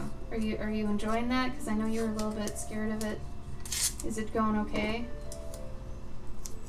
I know I gave my motivational talk at the convention, but you know I need to be more, what's the word? Stop being a bitch. Soft? Is the word soft? I am not familiar with this word. Yesterday you said you'd do it today. Yeah, Shia LaBeouf. The beef. Listen to the beef. Shoot. So I got this far because I haven't been focusing, I'll be honest. I should have been focusing. Without realizing I forgot to put her bag in. So I gotta put her bag in. Oh yeah, I think we've all had one of those bosses. I had a boss once that I don't remember why he did this, but I think I was talking back to him about something, and it was something like really, like he wanted me to do something really stupid, and I'm like, no, Steve, I can't do that because then this will happen. You understand that, right? And he's like, fine. And he was like, he looked like Gene. He was this like really. You just used your Gene voice. Yeah. No, he was a little Italian dude with a little mustache. What's that one guy's name? Kip? No. He's. Napoleon Dynamite? No. It was just like a really thin mustache. He was really short. He looked like a mouse, really, like a rat. Oh. Steve Buscemi? No, sorta, but not as ugly. I don't know, but Poor Steve. Vincent Pierce. Is that his name? Vincent Price. Oh, if you would have just said that, I could have told you. Vincent. Yeah, he looked kind of like Vincent Price, but really. So I take it you're not familiar with Vincent Price's work. No, Okay. but he sort of looked like him, but like if he was Italian and really short. But anyways, so I think I pissed him off because I was right, and I told him I'm not gonna do that. And then I walked away, and as I was walking away, I felt something hit me in the back. He threw something at you? And then I was like, that's so Michael. Yeah. That is so Michael. And then I turned around and I look on the floor and there was a can of like chilies, like the green chilies that you've got. And they're rolling on the floor, and I'm like, he threw a can at you? A can, yeah, from like 20 feet away. And I was like, oh, you could have got him for that. Oh yeah, and then I looked up and he was like, what did he expect to happen? And he just walked away, and I was like, so I I didn't know what to do at that point. Oh my God. Yeah, and I was like, all right, whatever. So I take it that guy was not okay. He must have, yeah. Oh my God. He had a tattoo on his arm, and every now and then he'd like roll up his sleeve and he'd be like, it's an Italian stallion, and I was, no, dude. What was the tattoo of? It was a stallion, but he was like, that's my Italian stallion. He said Italian? No, he wouldn't say. No, it was just Italian stallion. Sniggle, go to bed. What are you doing? I think I was very close to leaving anyway, so I was like, whatever, I don't give a shit. Oh yeah, that guy. Also, at some point, it's like, you can only do so much. Like, you can say, oh yeah, he threw a can at me, and like, well, I doubt that. You know what you should have done? Overreacted. Oh yeah. Oh no! Oh God! And then fall on the floor and start wailing, and then people come by. Oh my God! What happened? Dude, he chucked the thing. It hit a vertebrae, and I just immediately collapsed. I might have nerve damage. I need to leave. And then you could get workman's comp, right. And then that guy would totally be fired. Then you wouldn't have to leave. Oh man! Don't apologize to me. Apologize to you. I'm just kidding. If you want to stay, you can stay. I want you to stay. But I mean, you tired. I know you. You gotta go bed. Oh, we're proud of you for staying in the game there, D-pad. Yeah, D-pad. You're doing great, man. Yeah, you should have just... If I was at the last legs of that job anyway, I would have ate that up. I would have just went for it. Well, I mean, at that point, we were already, so basically, there's a big bin that was next to the trash compactor. Mm-hmm. Or the box crusher, or whatever the hell you want to call it. Those are many different things. Yeah. That does not look like a beehive. That looks like a pile of poop. There was this bin where you basically would throw everything that was, like if somebody had opened up a bag of noodles or something, or like it had popped open or some shit, whatever, right? Mm-hmm. You'd throw anything that was open in there, Mm-hmm. or damaged or whatever.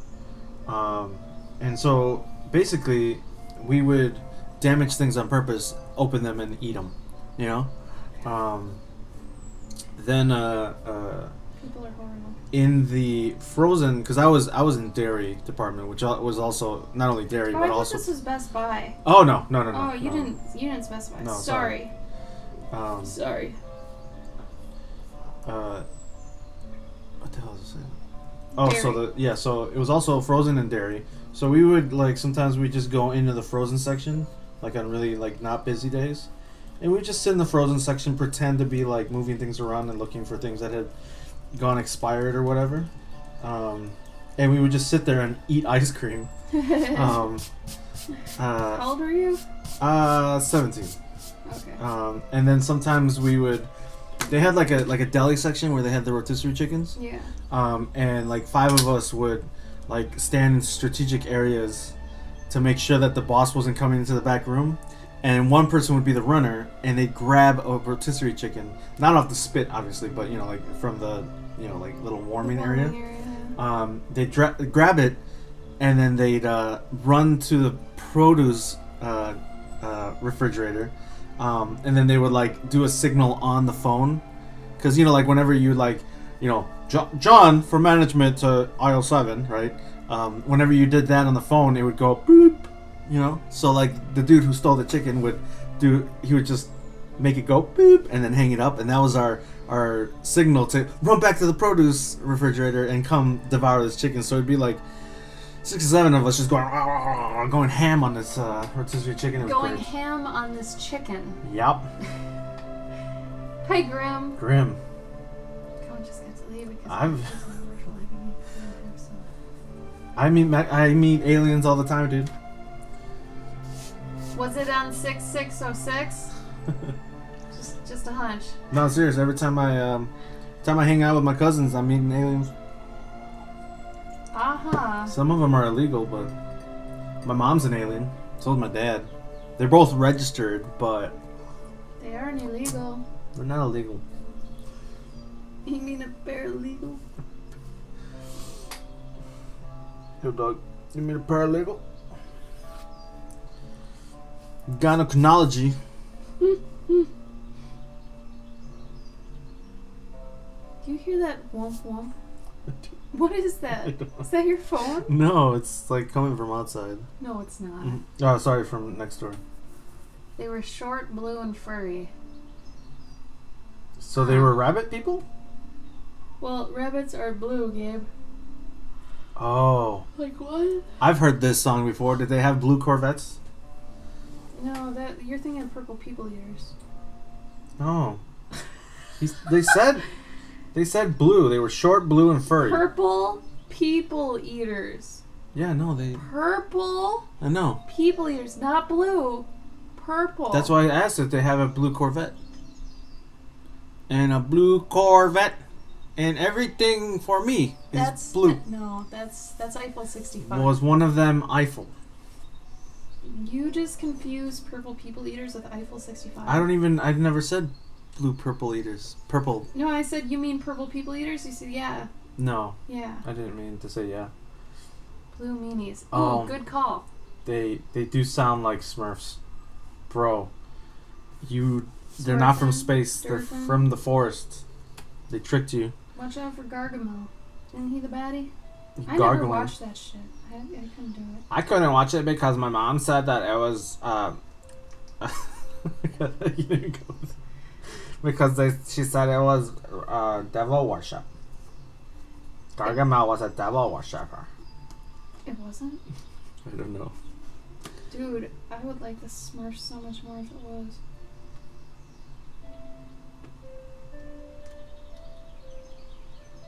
Well, this just took a turn. They were peaceful and kind to be mean. Wait, what? Please rephrase your last sentence, sir. Or madam. Or robot. Or other. Smurf dolls, what? I've totally lost control of this chat. I have no idea what's happening anymore. I think he's just listening to TV really goddamn loud. That's what it sounds like, yeah. Yeah. Oh no. Shonda. Grim, we don't know what you're talking about, buddy. I'm sorry. You're gonna have to be more specific. Wait. Grim. Just so that you know, You trolling? we are not certified psychiatrists or therapists. So anything you say here, We can't talk about what they put in your butt. yeah, please do. We're not, what's the word? Certified. Yeah, we're not certified to talk to We you can't about deal with that. your probes. What religion was your mother, Gabe? I was joking. No, I was straight up joking. My mom didn't know about things like that, but we were definitely Catholic. But yeah, no, I for show, I did have to know all this like Catholic shit, like sayings and not verses, but like specific, like little I'm waiting things. for him to think of the word, because I know it. Like, like the one that, Our Father, who art thou in Prayers and psalms. in heaven, Be thy name. heaven be thy name. Mm-hmm. Bees are in the pot right now. I don't know it in English. I only know it in Spanish. Do it in Spanish, it always sounds better. Padre nuestro que estás en el cielo, santificado sea tu nombre, blah blah blah blah blah, and then it goes on. You and don't on and know on. it. I do. Then do it. I'm not gonna do the whole thing because it's very long and arduous. Also, I'm pretty sure there's a lot of words in there that I've since like fucked up and forgotten, or it's missing words. You're supposed to be fluent. What is this? No, I mean like I don't know like if I've probably over time have mixed up the words. Well, I could probably recite it for you. No. Even though I grew up agnostic/atheist. Oh yeah, and Santa Maria, I knew that one too. I gave that one up. Stop doing that one. Which of the devils are we talking about? The best ones. Technology? Pick your devil, they're all the same. The devil is your own.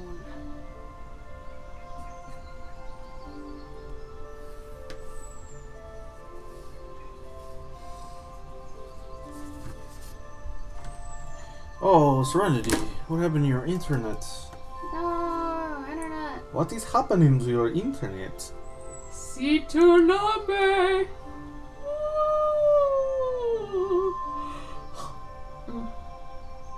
Anyways, we met in a fantasy-like garden in a full moon.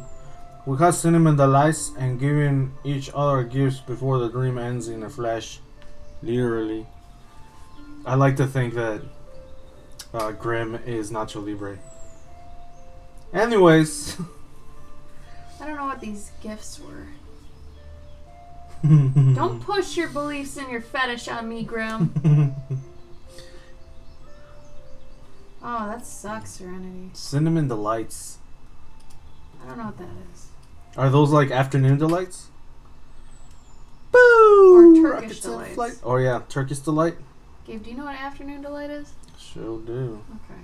I just don't want you to talk about it. Not on my channel. I don't have the mature filter. You do. Oh, yeah. I like really risque poetry too, Eric. You forgot that one. Also dancing. Dancing is Ooh, great dancing. devil worship. Yeah. Love me some. Dancing. Love me some dancing. Dance with them snakes. Snacks. La, la, la, la, la, la, la, la, la. I hope nobody here is actually a tongue speaker, because, well, No. I don't feel bad, but I'm okay. If you are, you know, I've been to those churches. I don't believe that. you do what you Because do. what's weird is that I'm not going to stay on this too long, but like it's still a Christian denomination to be able to do that, but then other Christians think that when you do that, the devil is getting into your gibberish and is citing things that you don't want. So one side believes that that's actually partially devil worship. The other side thinks the word of God is going to come through you. So one side thinks it's a devil, the other side thinks it's God. It's always confusing to me. So I had a boyfriend who, his mom, you don't actually know this, his mom, after him and I broke up, he had talked to his mom about getting back together with me, and she had said only if she goes to this one sermon and she goes and she sees Pastor Mark and, you know, she's forgiven by him and all this stuff. I didn't cheat on him or anything. She just was crazy. But anyway, so I went to this sermon alone, and, you know, she said she was going to be there and she wasn't. And I went to it and it was really fucked up, and I left and I was like, well, this wasn't worth it. So I told her, yeah, never mind, it's okay. Because in the beginning, like, that was after dating him for 3 years. In the beginning, she wouldn't let me date him because of the mixing of the yolks. Whatever, but anyway. It's a thing. Good job, Ushi. Good job, Ushi. Hide your sons. Clover's coming.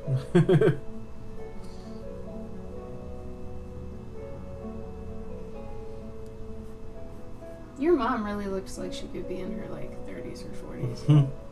Like, she looks really young. Your dad looks a little bit older. But your mom looks really young.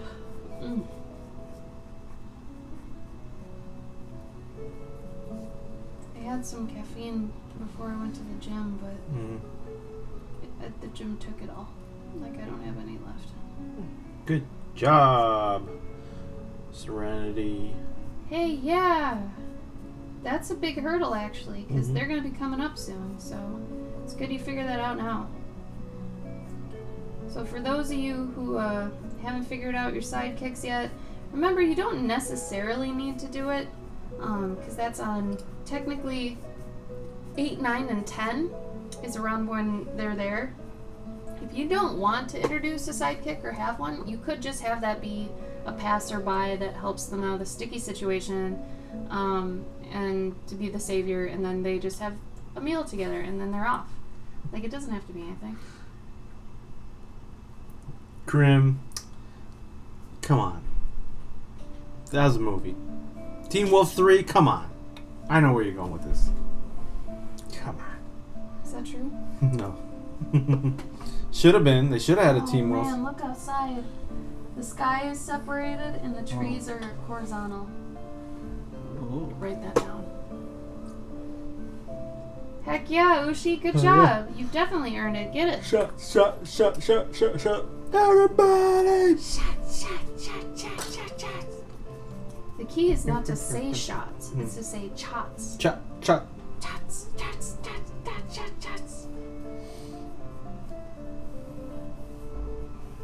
That was a popular song amongst the Kids? the kids that I used to roll with. You mean your brother? No. Hello? Oh. Does anybody watch like the Super Deluxe things? Yeah, do you know about, like, he worked for Tim and Eric, right? Yeah, I'm Yeah, sure. so Well, 'cause Vic, it's Super Vic Deluxe, Berger is the guy, but Super Deluxe on Facebook if you're not following and you like funny, awkward humor and weird cuts and all this sort of stuff, this guy is the best in the game. And he usually takes any political anything or Trump thing and remixes it, we'll say, into something hilarious and easier to swallow than the original. But it would get ridiculous. What's Teen Wolf? What's Teen Wolf, game? No. Teen Wolf. T-E-E-N. Just put a link to the trailer. It's right up your alley if that's your dream. Oh, yeah. Yeah. You know what? They should have maybe called it Dream Wolf. Dream Wolf. Dream Wolf. Dream Wolf. Oliver, blah, blah, blah, blah, blah, If you think that was a great dream, I think this... You should watch this movie. You should totally watch this movie. I mean, it's like a dream come true. Oh, you're welcome, Mr. Bod. Thanks for showing up. Yeah, I dude. love you, dude. Have a great rest of your night, alright? Enjoy your Sunday. I mean, Grim, I don't know how old you are, but you probably don't know about this because I don't know. We don't know you. But it's a modern classic, alright? I don't even know what that means. Have you seen it? No, modern classic. What does modern classic mean? Because classics are classics. How can they be modern? Because it's newer.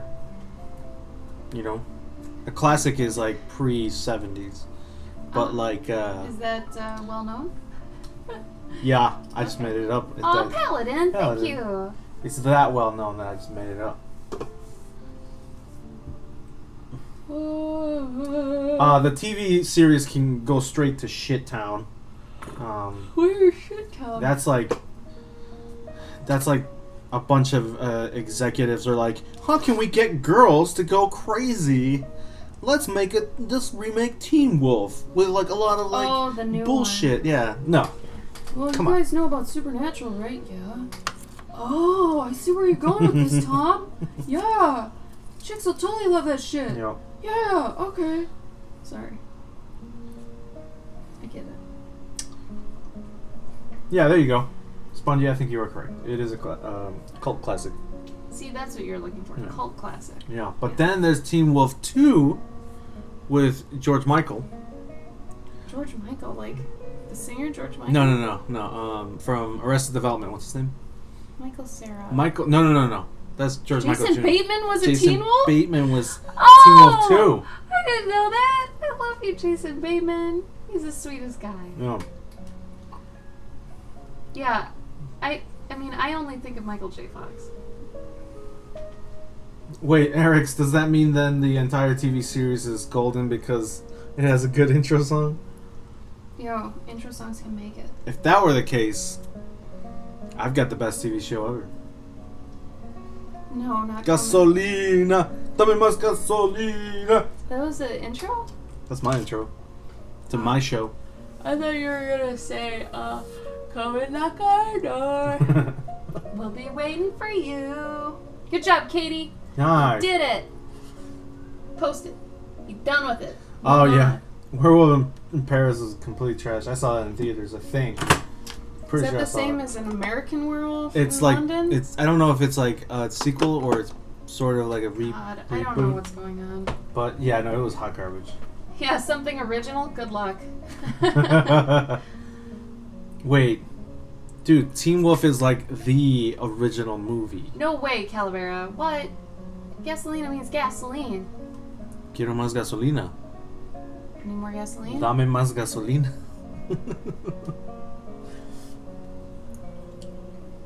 Literal garbage. Oh no, Calavera. Oh no. It ruined it for you. Oh. You were thinking that they were like really into like petrol.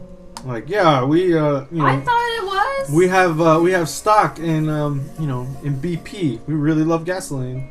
Dude, I thought it was an amped up song. I thought they were like, oh yeah, gasoline, yeah. Yeah, Gasoline. rev your fucking cars, yeah. That's what somebody's got to do a recut of a Mad Max trailer with Oh, I'd love it. I'll do it. I'll do it. That's great.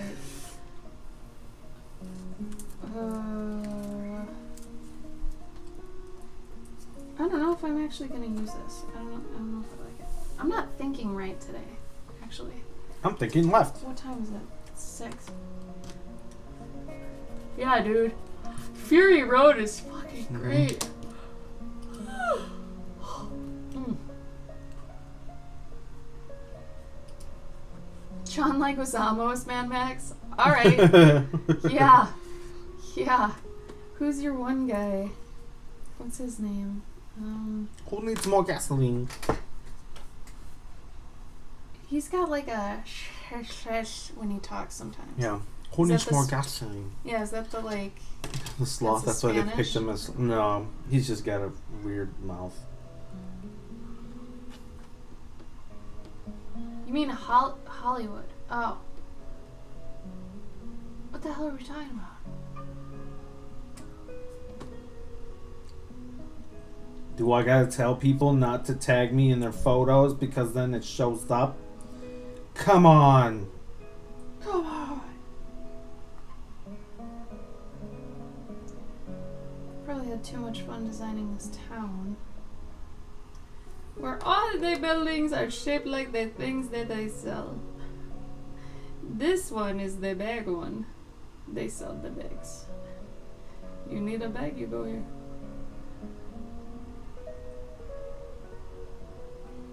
Blah blah, tree line, blah blah. Sunlight, blah blah, cove. Grove, not cove, sorry. That would be by the sea. Cinnamon coffee before.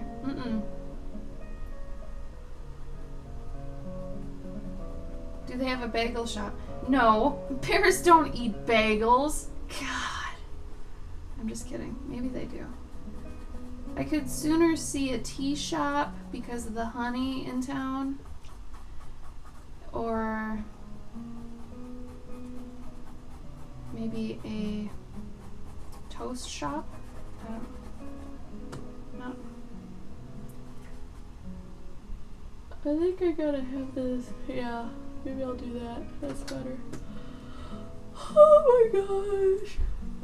See, in the amount of time I did this today, I did 2 yesterday, so I'm not on my game. I apologize to anyone here that's new today in the stream or Miss Chibi for showing up.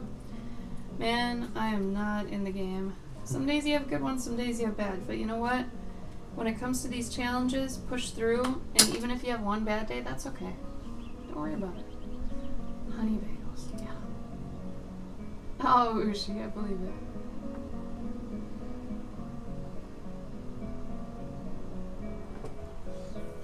Yeah, I think bears eat both. Bears beats Battlestar Galactica. I agree with that, Ushi. Yeah, and they have really creepy hands. At least bears, they hold them up like this, and it's just nub, right? Raccoons have fingers. And it could be really, and they got claws that are like, you know, pretty distinct.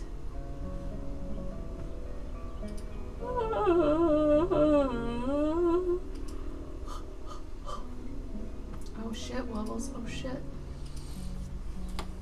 What are Wubbles do? He's painting all of his, man. Yeah, man, it's crazy. He's on it. He gonna learn so much. He's gonna So learn. much learning. Schmuck of all trades. Thank you for the follow. Welcome. What kind of bears are we talking about? Human bears? Real bears? I'm thinking bears. Bears. I don't know. Do you mean Fireball? Oh my god, I have a story about Fireball. No. If you're talking about the liquor. Pizza shop. I've had pizza with honey on it. Wow, Oh. glitter, really?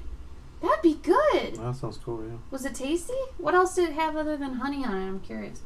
I'm gonna have nightmares about giant raccoons now. Good. It'll mix things up. You know. What's that, Miyazaki? Raccoons. Oh, Hmm. Pompoko. What is it? Pompoko. Pompoko. The Studio Ghibli, it's not a Miyazaki, but Studio Ghibli did a movie about raccoons, and they're big, and it focuses a lot on the story of their testicles.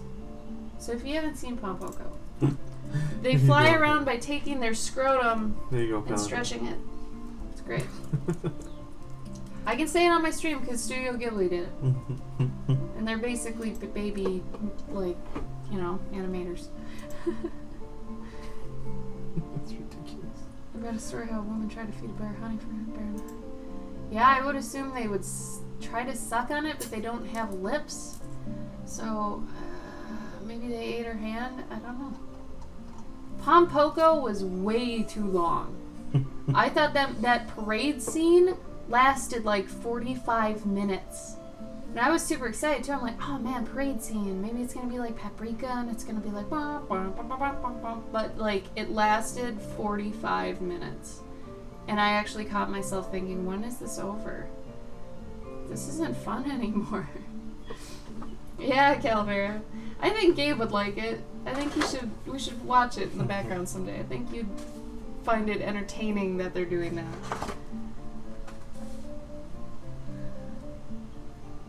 War isn't quick. It's true. But anything that's quick, is it worth doing? Is it? I guess unless it's microwave popcorn. That's the one caveat. I'll give you that one, Calavera.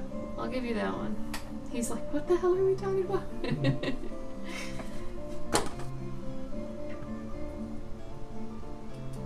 You saw your future, Paladin. Your future. What's he saying in that panel, Gabe?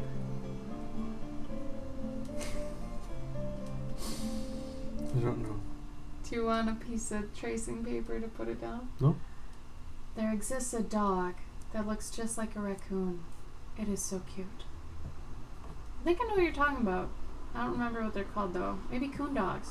I don't know. It could be just a Doberman with a light coat. Do you know what Doberman is? Yeah, man. Not a Doberman, a Rottweiler. Right? It's not even the right colors. No, with a light coat. It's not even the right colors. With a reverse light coat. They have tan on them. Raccoons don't have tan.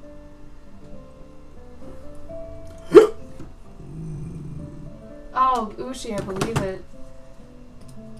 I gotta pee real quick. I'll be back. Is this mine? No, that's a different one. Don't mind that. That's old. Burp! That's weird. I wonder what that's all about then. Why didn't Tanuki Mario then have him on his outfit? They probably couldn't do that. Whatever. If Ghibli can do it, But come what on, is- Nintendo, give him balls. What is that about though? Like what? Why? Why? I think it's a myth. Oh my god, there are raccoons on the shower curtain.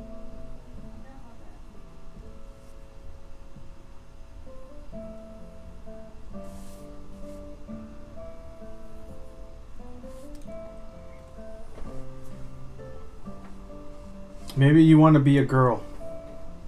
Me? No, Grim. Grim, I think maybe you just want to be a girl. Do you want to be a girl? Maybe a girl. Ask your parents. Get the procedure done before you run out of health insurance. Because otherwise, it's hella expensive to do.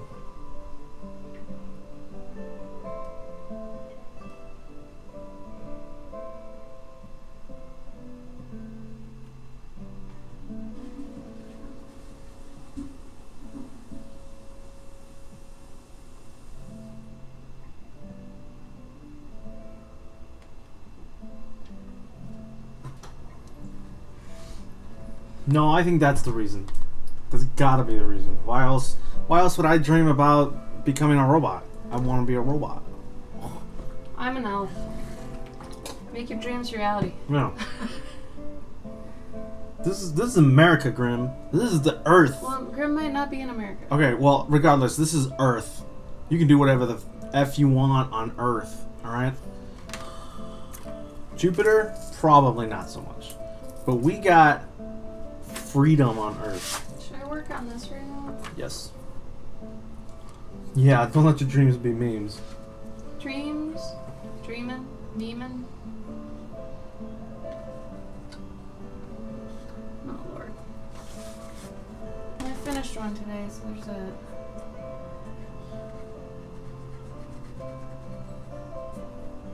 I might actually redraw it. I don't know. I need to, like, get some caffeine or something in me. Because I'm not with it right now.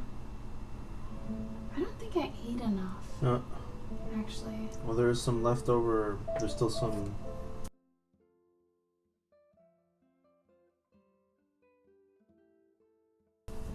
Sorry, I was using the sharpener.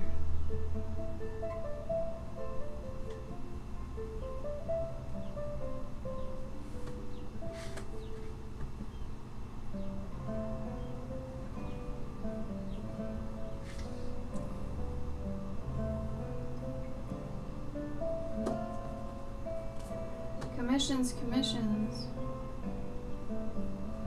Every day, all day.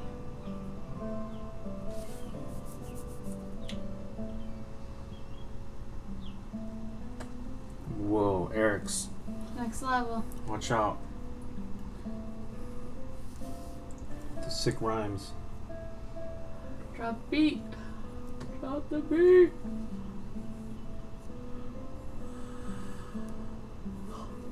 For anyone I keep making yawn, I am so sorry.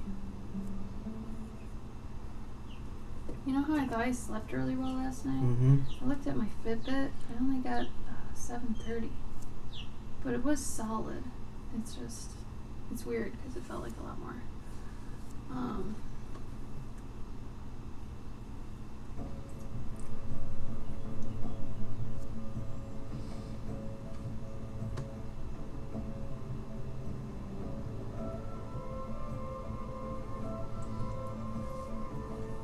Grim, are you gonna regale us with any more of your dreams? I'm fairly invested in your dreams. I'm fairly certain you used the wrong word. What was that? Regale? Is that true? Where'd you Sounds real. Where did you get that? Who said that to you? Entertain or amuse. That's a verb? Yeah, regale us. Regale us with. I think Is so. it spelled regal? Regale us. Or is it E at the end? No, it's like gale, like a gale wind. I am thoroughly impressed with you right now, Gabriel. Oh, thank you. Oh, Paladin. Yeah, I knew Ushi would chime in. I knew it. I knew it was coming. That's crazy. Where did you hear that? Who's teaching you words? Me. I've never said that word. Wow. Shame on you, Grim. You know damn well that kitty dragons are like an abomination. Did we already talk about how old they are? Oh, we can't talk about that. Oh, yeah. Can't ask. Can't ask. Sounds like cool teenage dreams. That's what it sounds like. That or you're a pothead. Or a crackhead.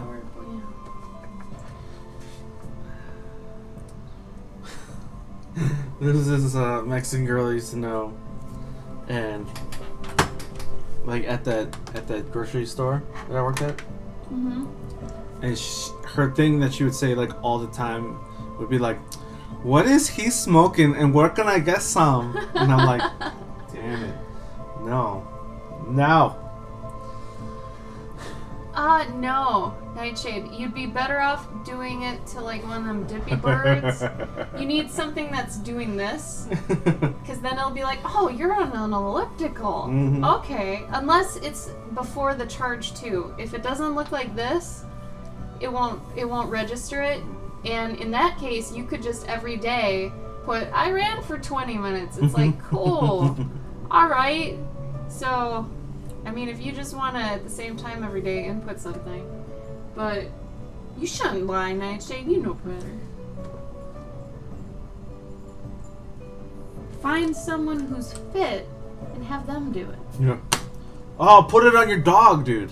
And then Put it just on have them, Chief. then have them run around. Put it on Chief, yeah. Also, Nightshade, hello. Nightshade, hello. Nightshade, hello. Buenas tardes. Hello. Pelo. Sky? Pelo. Dog? Pelo. Pero. What's Pelo. pillow? Pelo. Bello? Pelo. Pelo. Pelo.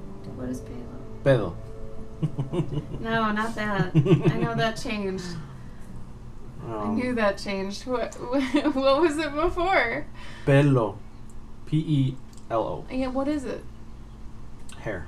Oh, yeah. Well, wait, what was comb again? Pene? Peine. Peine. Don't and say the one's- other one. and the other one's saying The other one is pasta. pasta. Well, that's also a word, sort of. Basta? Impasta? No, basta. What's that? Is that Like bastard? stop. Oh, Just like enough. that is not thunder. That is a motorcycle. I know what I said, Calavera. That's what's funny. In Spanish class, when we learned what comb is, the teacher was all like, okay, but don't say it like this. And we were like, oh, you know, yeah. It's a good thing that they. Like, It was funny. told They, you. they told us, but That's good. why would you guys make a word that's so close to another word like that? I can't. Can't even. I mean, we didn't do that. No.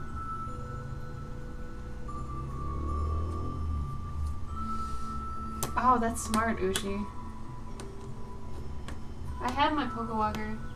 Actually, not only that, check this out. Hamu. I just found this yesterday. I have my Pocket Pikachu. And I've got my Pokewalker right here. The Pokewalker's cool though, because you can load any Pokemon on it. The other one, not so much. Look at this happy little jerk. He's got like candy or something in that bag. Oh, and there's sunflower seeds. I didn't even realize that. I want to cry all the time. Oh, you got a tulpa? Oh, watch out. We're gonna go call the boys. They're gonna come and hunt that tulpa down for you.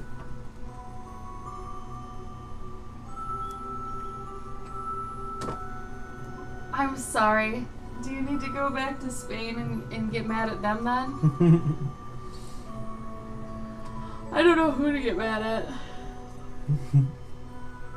So just don't get mad. That's a thing that, you know, some people need to learn. The Pocket Pikachu? No. The Pocket Pikachu was like a thing that you could just It was buy. separate. Yeah. Yeah, I bought it separately. It was a, I mean, it's basically a pedometer, a glorified pedometer. When you're walking, he's walking. And then I think that's it. I remember giving him maybe a Poke Treat. I don't know. Well, you can buy things too, and you can play a game, like a slots game. I don't remember that. Yeah. You sure you're not thinking of Pokewalker? No, I had one. I totally had one of those. No. Is that why you tried to steal mine? Yeah. Gabe tried to steal my virtual pets the other day. I saw somebody, He did a well, poor job. several people have taken that thing too and put like a tiny screen in it, so you can, and then thrown a Raspberry Pi in there, Mhm. so you can, basically you put Game Boy games on it, and then you have like a Oh, sick. super tiny Game Boy. Oh, I'd love that. Yeah. Sometimes you've got some good knowledge. Oh. Teach them kids to gamble. What revelation have you come to, Gabriel? Yeah, the second one. Pocket Pikachu? Yeah, it was full color. Really? Mm. That I didn't know. But it wasn't yellow, which is really silly. What color was it? Purple? No, it's like gray. I mean, maybe they had one that was yellow, but this one's gray. Does it look like a little Game Boy? Yeah, I mean, it's the same thing. It's a little I wrong. bet that's why they did it then. No, it's not that gray. It's like a dark gray with like sprinkle, Sprinkle. not sprinkle, glitter. Gabe thought sprinkle and glitter were interchangeable. You gonna stream Moonlighter tonight? Maybe. I get enough Maybe. done.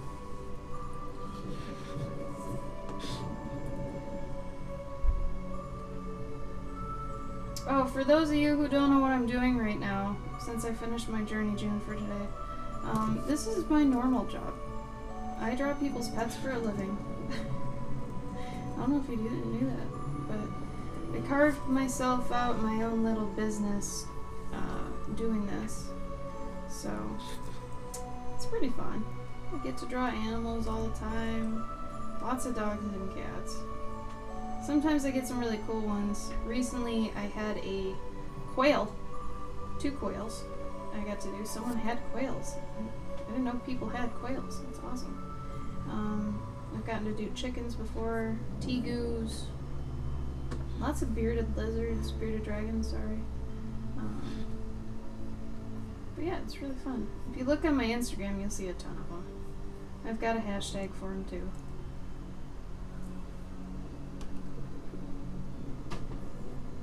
Grim, you're saying a lot of random stuff, man.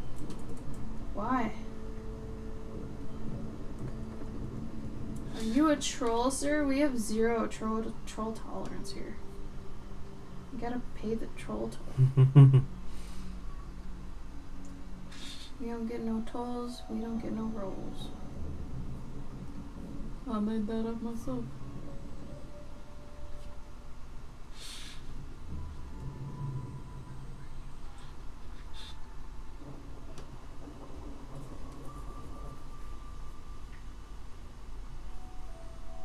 Go Fish is a terrible game. Mm-hmm. You want a good card game, play Uno. I'm that guy.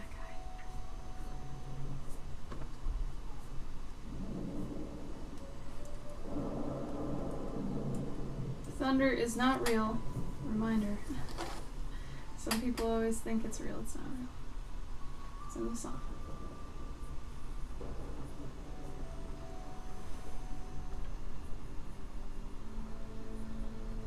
Oh yeah.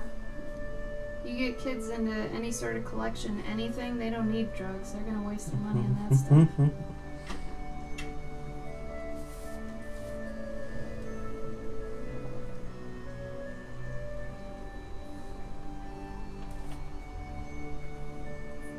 Paladin, are you okay if I get you your stuff tomorrow sometime?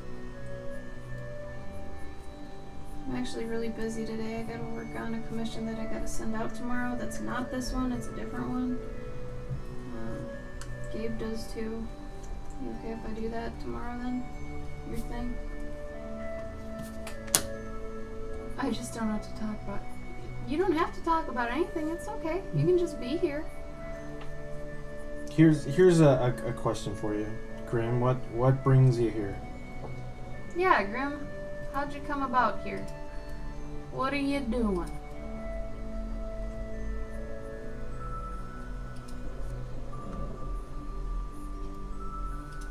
I mean, art streams are typically pretty chill. Our past couple, I was pretty lit. So was Gabe. I think we're actually really tired right now. Because usually we work the hardest on the weekends. So where you guys might have Thursday and Friday that are really hardcore for you, if you work at like a weekday job. For us, it's on the weekends, so sometimes we're kind of burnt out.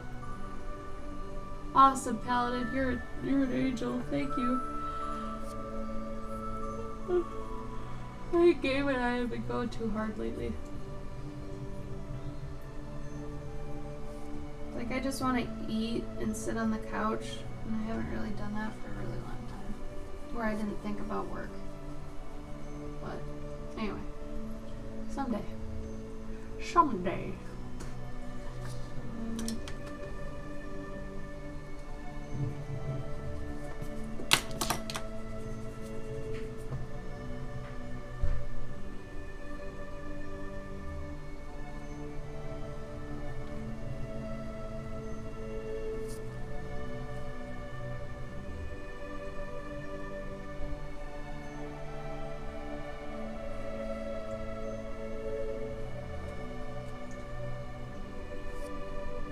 Looking for something to tell my dream experiences and my work. Okay. Well, tell us about your work. Yeah.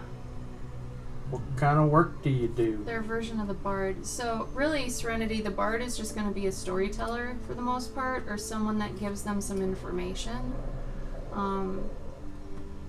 We were thinking that it could be like a crazy person that's just babbling, like, you know how homeless people do sometimes on the street. Could be that. It could be somebody at an inn. And I think they're already... Yeah, so they find shelter. We were thinking that they could find someone in the shelter that they've found. So if you're at an inn or anywhere that's a shelter, really a cave, maybe there's someone in there. But if it's in sci-fi, maybe it's a hologram. It could be a radio that's on repeat. Something like that. You gotta get a little bit creative and think about, well, what's my setting? What could it potentially be? you might not even know till you get there, Serenity. You might have to actually walk the journey to figure out who gets added into your party and where you are before you even get there. So sometimes thinking too far ahead can actually be detrimental. Like, let's say you pick something right now, and then you walk the walk of the journey, and then you get to that point and you're like, this doesn't fit anymore. That's why we tell people not to skip ahead or mix around stuff. If you want to work ahead and do like the next 5 days, fine.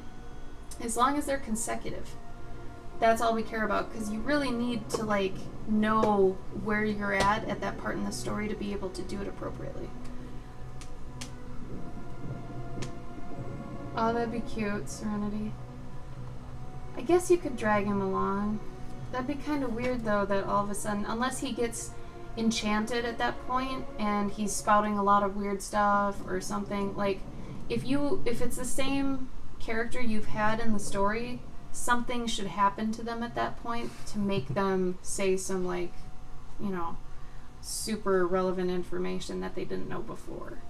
Maybe someone, maybe they're a liar, and that someone in the group starts saying, all right, you know someone, you know something, you know, what do you know? And they start shaking him, I don't know anything. And they start shaking him more, slap him a couple times. All right, I'll tell. And then maybe that's when they say it. Either way, you gotta, like I said, you gotta get a little creative on it. Thanks, D-pad. Spongy, that's okay. The first couple stories you do might be cliche. And honestly, sometimes you'll do a cliche story, you'll do a couple more stories and then get some more experience. And if you really still like that one story you know it was cliche, usually you can add some stuff in to give it more depth and make it better, because you've learned stuff now, and if you do still have an affection for that story, you could amp it up and then reprint it. Who cares? You know, do another one. Tasting art is hilarious. What did you do? Ew. You have to do that sort of. Yep. Hey, Grim, I'm going to give you a little piece of advice, but next time that you go into somebody's, you know, like art stream perhaps, instead of saying some random weird stuff and then getting booted out because they think that you're a troll, maybe you should, you know, start off with, hey, yeah, hey, how you doing? I've got a cartoon, and it's based on my imaginary life. Can we talk about that? Yeah. Sure. Or you can compliment the person's art or ask them questions about their process. Things like that, just so that, you know, then... Icebreakers. Gabe's talking about icebreakers. Yeah. Not the gum. But telling us about you turning into a werewolf girl... Yeah, that put me on alert. Yeah. Luckily, we like trolling back the trolls. For a time. Yeah. I usually don't deal with it. Not on my stream. That's why I have the message in the beginning that says 0 troll tolerance. I will ban and then ask questions later. I don't usually wait. So, I mean, at least you're not coming in saying some sexually explicit things. But now, moving forward, now that we know that you are some sort of an artist... Are you doing JourneyJune? Is this for JourneyJune? Or are you doing something unrelated?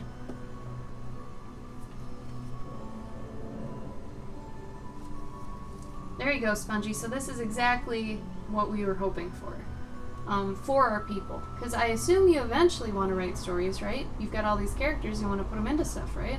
So after you finish this one, you're like, okay, I see how that worked. I could do that again. And then let's say the next story you do, you start the same way, but then you have more time with it, you have more time to think about it, you know what to think about now. That's the other thing, is that you've already gone through the story formula, or at least a story formula, because there are lots of different kinds. And, you know, you'll be able to think on certain parts that'll lead your story in different ways, where they might not even follow the hero's journey anymore, but they'll become something deeper and more thought out. You know, so this is really just Training Wheels Story 101, you know. I will show you guys something later in the month. I don't want you to buy it now, because I think it would actually screw up what you've got going on. But once we get to later in the month, I'm going to show you something that's actually really helpful with story writing. But like I said, if I showed you now, it'd basically be throwing a wrench in whatever you're doing already. I don't want to do that. But just know it's coming. It's coming. Oh, good, Paladin. I hope you like it. I bet it'll be fun for you.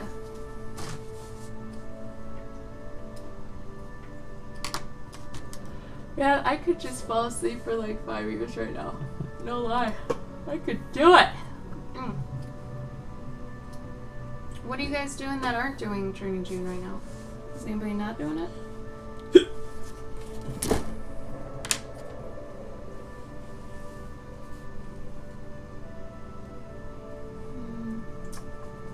I have to think of patterns for that later.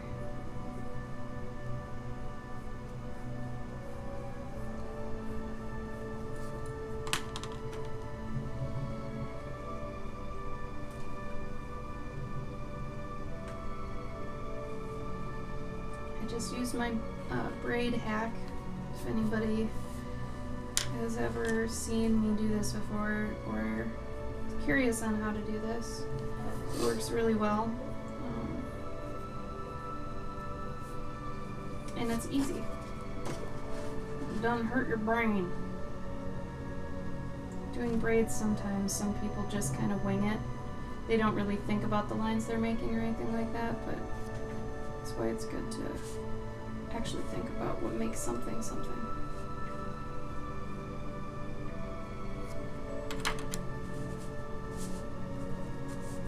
Let me rephrase. Makes something what it is. It sounded like I was just BSing. Something, something. Makes something, something. Like whatever. No. That's not what I meant. Okay, Grum. Oh, good, Arax. My weak point's not the storytelling itself, but sit down and finally work everything out instead of just sketching thumbnails. That's good, Serenity. So then for this particular practice thing, it's not storytelling, it's diligence and discipline for you, which is good. I think for each of us, we're going to be doing it for different reasons, and we'll each get something different out of it. Either way, I think a lot of people need to do it to learn about themselves a little more. The only time you really learn about yourself is when you put yourself in a situation that you're not used to. It's out of your comfort zone. You find out things about yourself. So Gabe and I are very used to putting ourselves in these situations, and because of that, know a lot about ourselves. And that aids in the fearlessness of art and being able to just make lines wherever and know that what we're doing is right, at least thinking we know what's right, stuff like that. But definitely just walking the walk with some projects, whether it's storytelling or something else, you're going to learn something, you know? I also have some commissions I'm working on. Yeah, pet commissions. I have 40 pet commissions to do right now. I feel you. Doing fan art June challenge is pretty cool. Shut up, Calavera. Yeah, and Ushi, that was our main frustration. It's just that so many people have either started stories, say they have stories, just have drawings that are all here, there, and everywhere. Honestly, if you want to get kind of serious, and if you're like me, and you need that tangible feeling of having a story, stuff like that, I usually get a folder or an organizer to feel better. Like right now, I've just got everything loose leaf around me, like all my like concept sketches and stuff. I really like them to be in a certain folder. I was showing Gabe the other day, I've got numerous accordion folders with various stories in them. They're old, and I probably won't go back to a lot of them, but having those folders really helps because it makes you, you know, feel like it's a real thing. It's not just scattered everywhere, all this sort of stuff. And you guys should actually be, you know, organizing all your drawings so that you've got them all in the same place. At least have them in the same pile everywhere, you know, if they're not in a sketchbook. Like mine aren't in a sketchbook. I take mine out every day. They're all loose leaf. It's going to make it easier for me to scan it later, but also the Bristol pad doesn't exactly fold over well. Like you can see right here, it's kind of a jerk. I don't know. So I don't want to take these pages that are really heavy and thick and fold them over, because it might ruin them or bend them or something weird. But I need to tighten up my schedule and make some serious progress. You'll do it, Paladin. You're super hardcore. Oh, good, Glitter. I'm so glad. When you create a character, do you use any marketing study? What do you mean by that, Nova? Can you break down what you mean by marketing study? I don't want to just assume I know what you meant and just go for it. I'd like to know a little bit further about what you're thinking. Hi, X. Hi, Shonda. I'm glad. Sketches are done. I feel like I can. Yay, Spongy. I'm so glad. It's wonderful. Yeah, Ushi, definitely. Like, all my old stories are all in accordion folders. And like I said, I was going over them with Gabe the other night, and it was really fun, I guess. I don't know. I think I got lit up about it. And I don't think you gave a shit at the time. No, I think it's cute. I like you seeing your zoned story. out twice. I like, You know when I get on my rants and I go really, really fast with my talking, I was doing that to him. And I could tell he wasn't keeping up, but I wasn't going to slow down, so I don't know, it was funny. But yeah, definitely, like, when you get more professional about how you handle your stuff, even if it's just something stupid like organization, you feel that and it becomes more of a real thing to you, and you feel more responsible for it. You know, if you're just doing drawings and throwing them around everywhere and not treating them respectfully, it's just you're gonna kind of reflect that, you know? There is something to how you treat things, how you organize them, the respect you give them that, you know, will make them seem like their bearing is more on you. And because of that, you're responsible for those stories. And then you feel like, you know, I should complete this, I should do this. Yeah, I'm doing a commission right now, X. I finished my journey for, I think this is number 6? I don't know. I got ahead. I want to redraw a couple, but I probably won't do that right now. Oh, thanks, X. Aw, Glitter. I'm so glad. You've never done an art challenge before, huh? That's great. To be fair, this one isn't like the other art challenges. The other ones are easier, I'll say. This is kind of a difficult challenge, so I guess if you start on this, everything else is going to seem pretty easy after this. So if you're doing Tober, Mermaid, Drawtober, Drawloween, any of those, all of those, it's basically every day is a different prompt, and they're usually unrelated. So you can do whatever you want the next day. It doesn't have to do with the day before and all that stuff. This one in particular is based on being consecutive. And because of that, it has to be consistent. And the story has to be congruent and all those other CON words. But it's supposed to run into the next thing. So as you could see, since it's a storytelling challenge and not so much an art challenge, we don't care as much how you render these out, because like I said, you could just leave it at what Gabe's got right now. He's just doing pencils. They could be rough pencils. As long as we know what's going on, that's all we care about, you know? Because getting it down, getting it done, putting a nail in it and saying, all right, this is fully drawn, this is a full story. If I want to go back to it someday, cool. If I don't want to, fine. But if anyone asks me if I've ever done a story before, now I can say yes. I've done one. And because you've done that, it's like what I was telling you guys the other day, when you have that performance anxiety in your sketchbook, because I've heard endlessly that so many young artists they're petrified when it comes to their sketchbook. They think every single page needs to be perfect. That's not what a sketchbook is for, honey. That is not. So I challenge you, if you have this problem with perfection, that you open your sketchbook to the first page and do this. Just seriously screw it up, make it look like crap. Because then from this point forward, anything you do in this book is a step up. This is the bar. Good job. Now anything is going to be better than that. Because this also just breaks you of that perfection mentality, which a lot of people need to break that, especially after a lot of the sketchbook flip-throughs that I see on YouTube a lot. And I mean, we wanted to do one too, but we were like, first of all, I don't even really have a sketchbook. All my stuff's loose leaf, like I tear everything out. So I don't really have that anyway.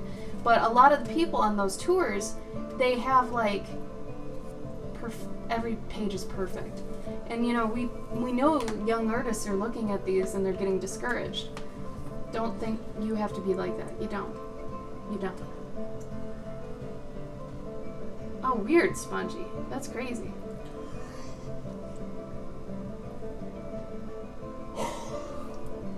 Yes. Yes, Shonda, I'm so glad that's a good thing for you. Because we know it's harder in the fact of thinking, you know? It's a very thought-heavy challenge. And we don't want that thought to be stolen for rendering, you know? So that's why we're like, rough pencils as long as it's clear, you know? Because we'd rather you think about the story and think about the decisions you're making. Yes, Serenity, you know. I am the bar. Of course, Calaveram. I'm so sorry. My apologies, sir. It's alright. I mean, it was pretty easy bar to get over. Ooh, shots fired. See, if you're gonna make jokes like that, Yokes. you gotta back them up. Back 'em up, up.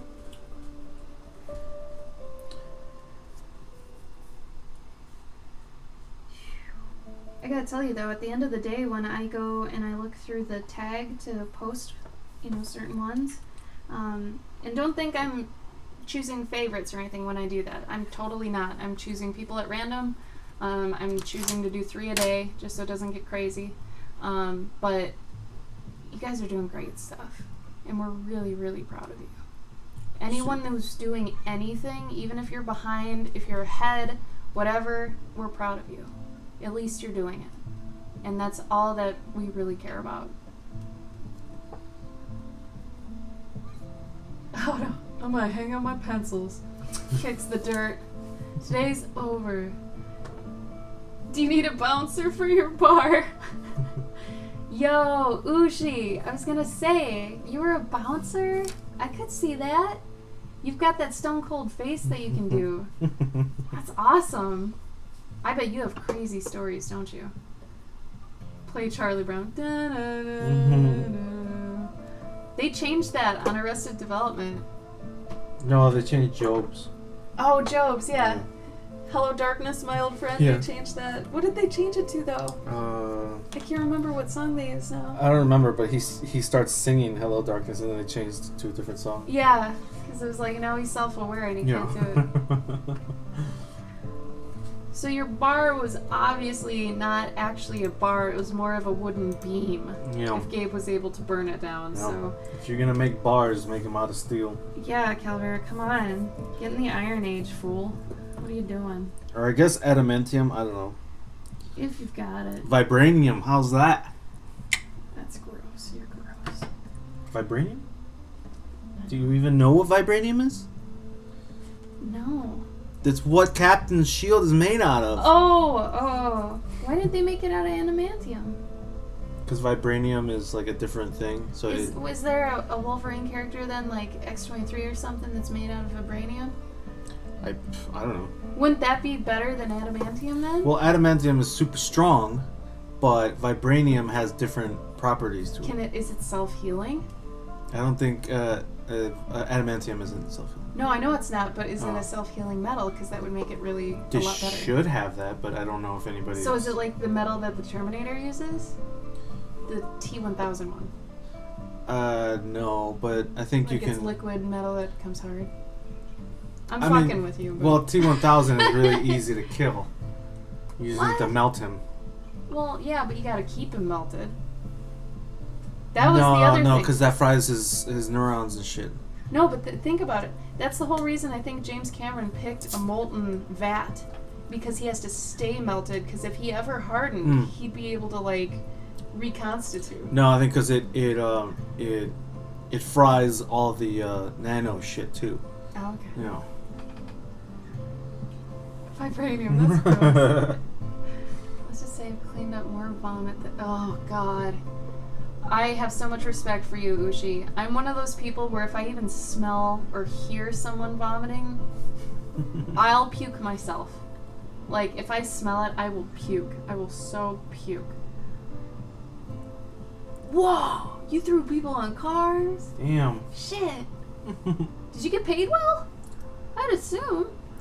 I don't know. That seems like that'd be something you get paid well for. I don't know.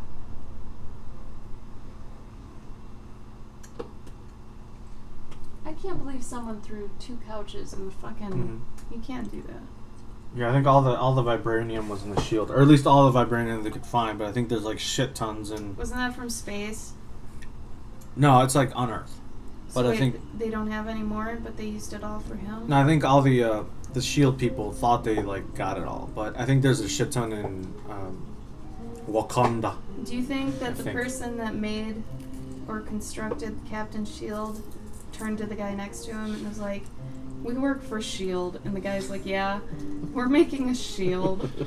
Oh yeah. Dude, awesome. Do you Yeah. think they did that? Dude. This is like double whatever we're doing.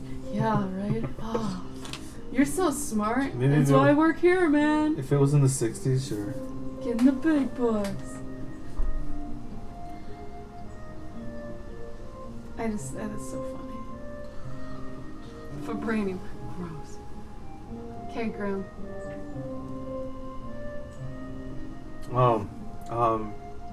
Nova said to the answer To the answer? to the question you had asked like a few minutes ago, Oh. like marketing study. Oh, okay, like an investigator. What kind of appearance could have the character for being more attractive for people? Wait, are you trying to design your character around what you think people will like? Is that what you're doing? Because you shouldn't do that.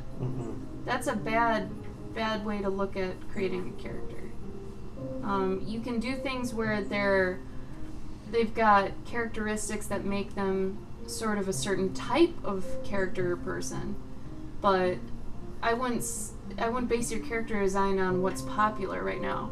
Not only just because then you're not thinking of your character, you're thinking of your audience, and it might not fit your story well, but it might be outdated eventually. Think about it.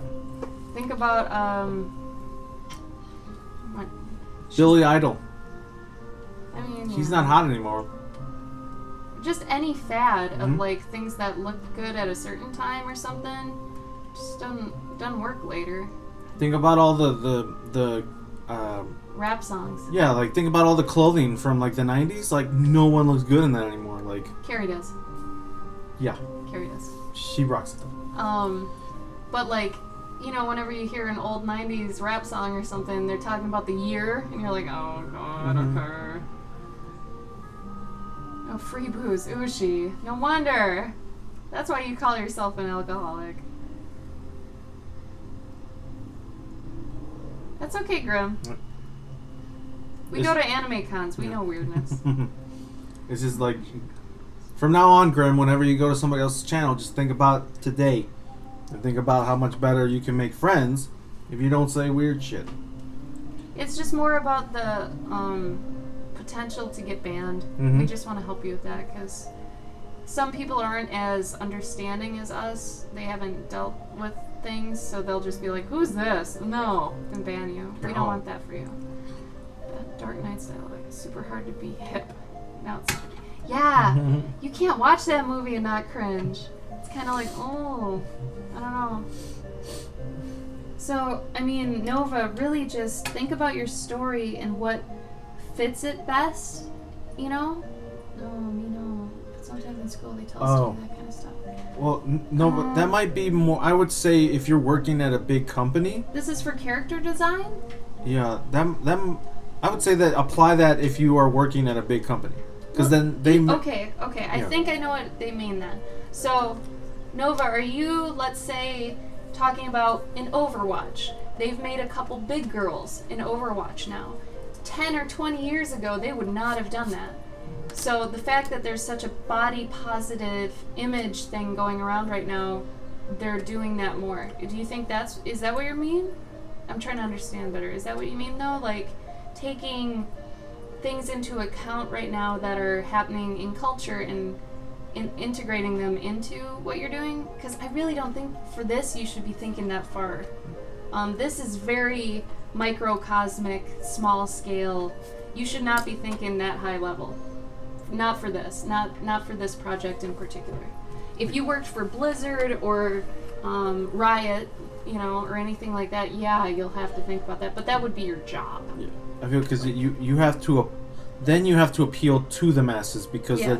You have people who need to get paid. Yes. You have, Yes. It's you a know, whole different scenario. yeah, no. You don't have to worry about that. This should be about the things you want to get out and not care about what anybody else is thinking.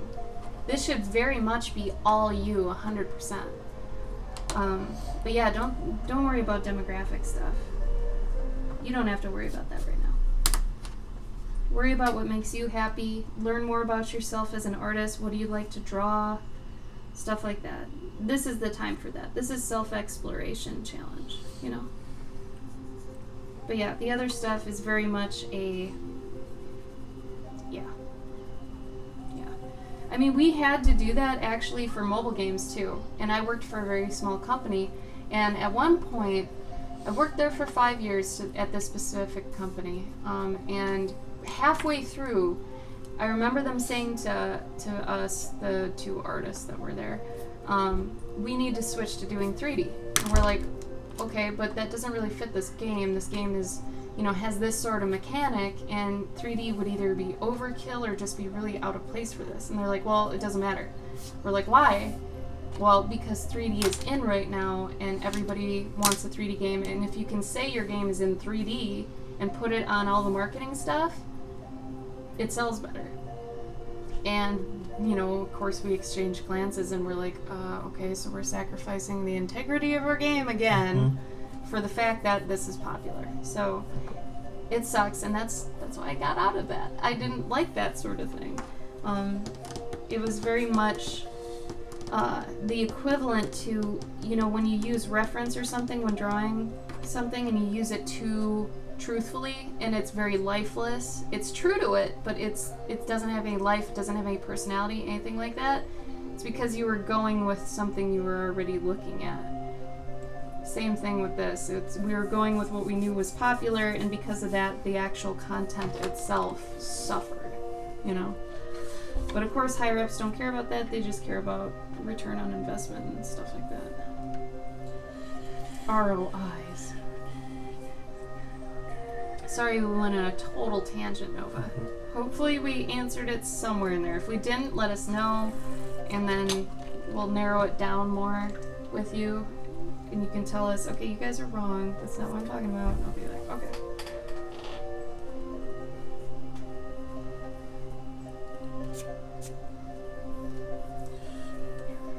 Yeah, Ushi.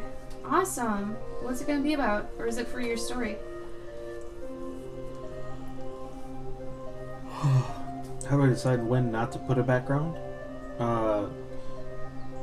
It's Close-ups. a lot of close-ups. You probably don't need a background. But you do need semblance of where you are. So Yeah. if there's a sconce on the wall, okay. You're in like a dungeon or cave, a castle, something. You know, maybe a couple bricks that look like you could just have any sort of semblance at all. Like even this helps. Like you got a character right here. Okay? Usually it's medium shots. Medium and closer, you don't need to worry too much about a background. But let's say you got a character here. If you could do like a sconce that's got fire on it, right? And then maybe a couple hints of brick, you know? You won't have to really, worry too much. So What were you going to say? I guess in this situation with like the lick close-up, probably wouldn't have any background elements. Yeah, you gotta think about if it's necessary. Yeah, maybe in color I would show like, let's say there was a door back there, I might have like 2 colors, like maybe up here it might be like, like dark gray, and here there might be a light, and then here a medium gray, right? Just to like sort of give a little bit of idea that there is something back there. The way that I like to think about it is when you're go back, watch a movie. Next time you're watching a movie and they have a close-up of a character, the background is blurred out, right? It's to focus. It's to focus on the character, but then also you still know that there's something going on back there. There's people or a wall. So it is important you probably establish where you were at ahead of time. Like it would be super jarring, and I had this problem actually, and that's why I had to add this shot. I needed to add this because yesterday it went straight from this shot from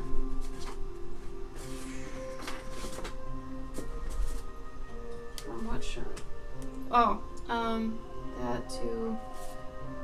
I think it was from this to this one. And it was like, wait a minute. So it went from there to there to there. Where were we? You know, and I asked Gabe, I'm like, this feels jarring. Is it jarring? And he's like, yeah. And it's like, well, we needed this one. Where are we? You see her walking back now into the building where she went from here to here, but first here. So it did this. It went, all right, she's helping this guy. Now she's walking back inside, and then she finds all this shit. That feels better, doesn't it? Now you have like an establishment shot where you are. Hey DHT, night Eric's. Does that help, D-pad? I am done with day 2. Okay. Day 2. Did you want to end and then work on stuff? Work on feeding myself, yes. Do you want to talk about what you did today real quick on yours? Sure. Go through what you've done. So, get my eyeballs on. Everyone look at Gabe's camera. So, today, he runs to the spot where his ship is supposed to be. And it's missing. But he sees some, like, what it looks like might be oil. So he looks over. And so in the first page, Probably move it up more if you want. in the previous page, we realized that, you know, like, he's sort of like, he's very clean. You know, he likes to keep his ship clean. And the other guy doesn't really give it, you know, he doesn't care about his ship, right? So he sees... I don't give a shit. I don't give a shit. So he sees some, like, you know, like some shmup here. So he runs over and he, like, sort of go bloop, you know, and he's, like, looking at it. Are you going to have the motion line? Actually, I could. I would have them longer. Yeah. And maybe, like, a little splash coming off it. Oh, so yeah. you know he... Not there. In the puddle. Oh. So you know he pulled it out of it. Yeah. Because, yeah. And so he, you know, then he licks it to see... Because, you know, mechanics, they'll lick, like, they'll taste the oil to see how bad it is. I've never heard of that. But okay. No? No? If you taste it, it's like... Is that burnt. a bottle cap? And so then, yeah, he's looking over here and he sees a little trail of stuff. And he sees a bottle cap. Dude, you did the trail thing too? Yes. But this is just this isn't like, it's not like he's gonna go looking for a grape soda. This is just a clue. After this, it's, mine's a clue too. No, I know. Okay. Sorry. I want to hear it, Gabe. Yeah, I am copying from your idea, but it's also a very well-known trope. You know what sucks? When someone copies your idea and they don't even know they're doing it, and then you bring it up, they're like, "Oh, I guess I did." I did realize when I was doing it, but it's also such a known thing, you know, like of a trail. If somebody stole something, so there's a trail. But you the know? whole fact he had someone steal something too. But Yeah, and then, you know. Anyway. But I had the thing that it was going to be stolen anyways for a while. That I thought of. That you thought of my story. She thought of my story. I did. Yeah. Anyway, keep going. He sees the bottle cap. So he sees the bottle cap, and, you know, it says grape soda. And then here... no one likes grape soda. Well, no, it's going to be more like a... you know, this brand is only sold in one spot. Oh, that's good. So, I like that. That, or he'll say something like, the only person who drinks this kind of soda is blah blah blah, and he only gets it at blah blah blah. So then he's gonna, like, that's where he must be right now. Where are you gonna fit all that exposition? I don't know. Maybe I won't. He could just say Blah's grape soda and then say Nebulon or something. Yeah. You know, like, okay. But I mean, I could put that in here. I could be like, I could have a box here that says, oh, you know, like, Sippy grape soda is only found in, you know, one location. And then, you know, here he could be like, huh. It would have been funny if he licked the cap too. Yeah. He's just licking everything to figure out what it is. I don't know what this is. I'll lick it. So basically, he's gonna end up leaving on the next page to go get to go to that you know, that rest stop or whatever, that oasis. Ooh, where does that mean you're gonna do like a cool little shot of like coming up to a space station rest stop? Maybe. cool. I mean, I don't know yet I because like it when you do because those. we gotta get like a sticky situation. So. Oh, that's true. Yeah. It's just JourneyJune or Gabe's June. No, it's hers entirely. He just doesn't know sometimes when he does this. He's done this before too. It's just between the two of us, it's become a very Gabe thing. Mm-hmm. But I think, you know what? It's also a really good way of showing that it's the same story, but it's not the same story. Yeah, that's It true. follows and I'd rather yeah. use it as a learning thing. Yeah. Like like every story has been told. Like something goes missing and there's a clue. Yep. But we told it completely differently. You know. For the most part. Mm-hmm. I mean, in terms of like the things being used and what exactly it means, and now it's really gonna like become a lot different because like both of our characters are different, and they maybe mine is taking hers just ran out the door and she's running into the forest like an idiot. She's following tracks. Oh, she is following tracks. Yeah. Okay. Whereas mine is like I'm not following tracks. I know where this soda is being sold. And I know the only person that drinks it. So back to what we were telling Spongy earlier. There are tropes for a reason, and there are cliches and stereotypes for a reason. This is one of those examples. There are only so many things we could have done with the catalyst. Something's stolen, someone dies, someone's sick, all these sort of things. There are so many, but they are all pretty obvious.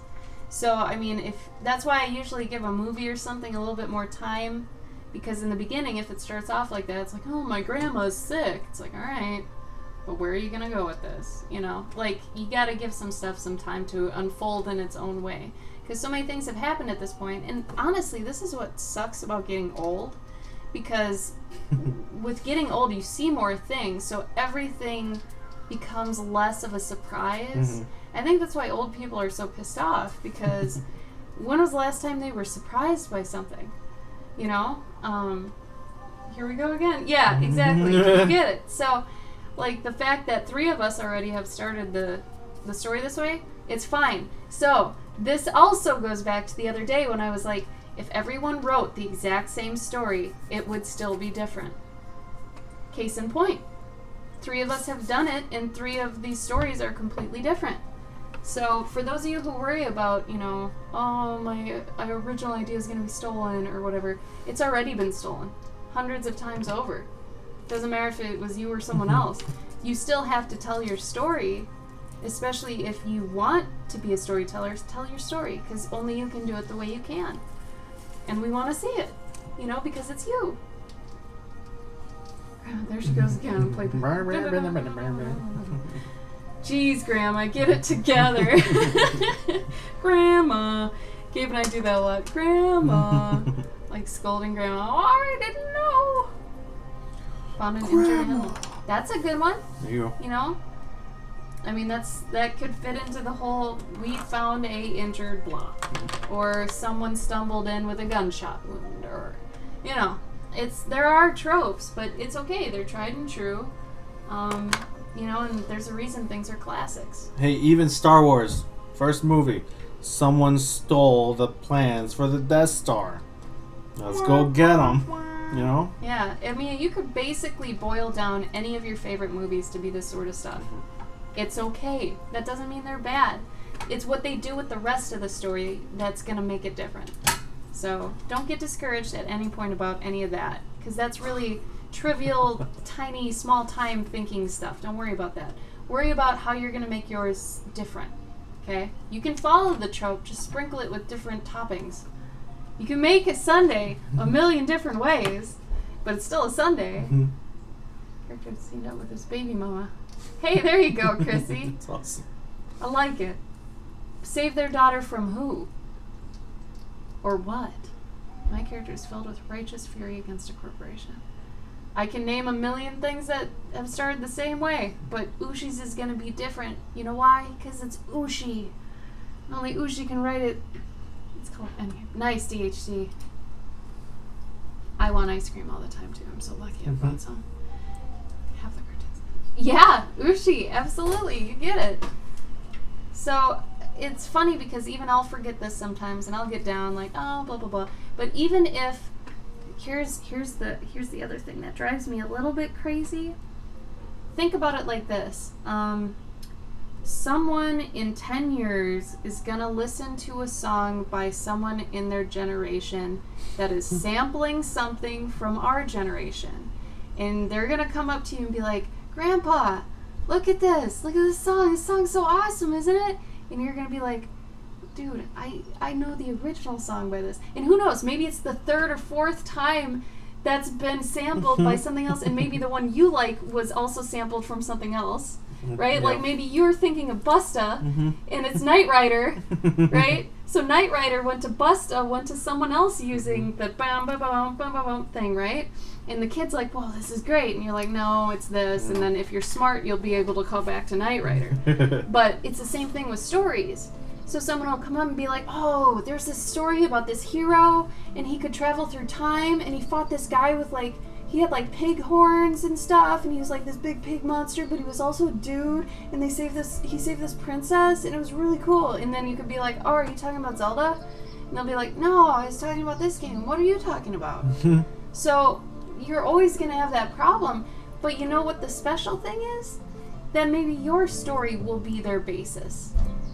Maybe someone has never read a story like Grigor before, but I'm sure there are tons of stories like Grigor, you know, but this is mine. Maybe mine is their first book. Like Paladin bought this for his kid. Maybe this will be their first instance of something, and everything after this they're going to call back to and be like, oh, that's like Grigor. And people will be like, what are you talking about? It's like this. And they're like, well, I know it is this. So that's what makes our world crazy, complex, insane, and terrible. And wonderful all at the same time. Isn't that crazy? Got deep. Existential crisis with a butterfly, spider, and robots. I love it, Spongy. I love it. Tropius with a soapbox. Like a classical boy dreams of adventures. Yeah, and see, this is part of the whole pitch thing I was trying to get you guys to do the other day, too. Try to know your story well enough where you can sum it up and do the elevator pitch thing, right? My dad is a pirate. I want to be a pirate too. Whoa. Meeting aliens in a dream sounds like a perfect short story or short film. Have you seen many alien films? Films with aliens in them. Some even have that. Describe me once, Chris.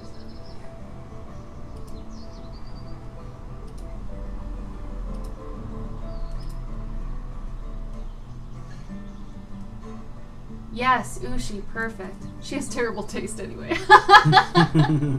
Sometimes you have to write out some people's opinions like that because they aren't thinking on the same wavelength you are, and that's okay. Even if you took the time to explain it to some people, they might not get it, and that's okay. Because you might have to actually show it to them for them to get it. And that's where it gets kind of irritating, right? Oh, Paladin, thank you.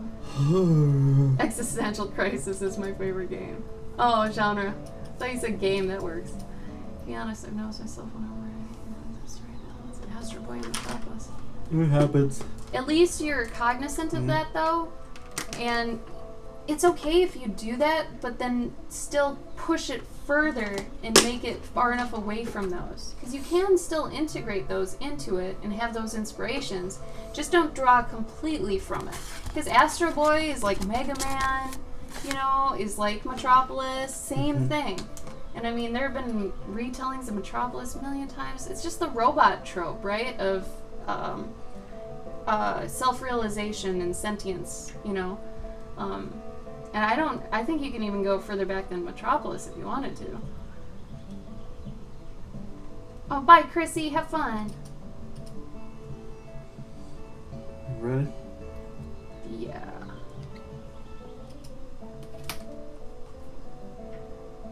Oh, wow. Ushi, that is a great article. That's DHT. Sorry, what did I say? Ushi? Mm-hmm. DHT, that was a great article. Thank you for posting that. It's very pertinent.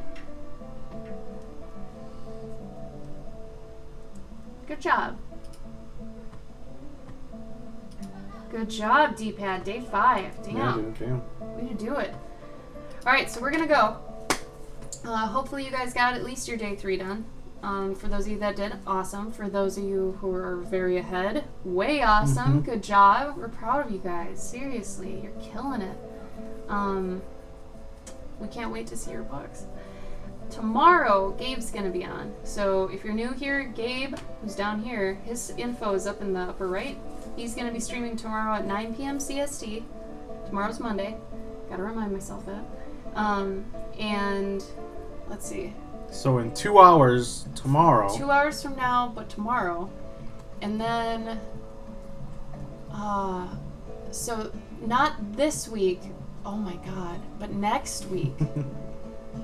Oh my Wait, god, no it's way. next week. No, for real. Jesus. Okay, so this week our streams are going to be the same.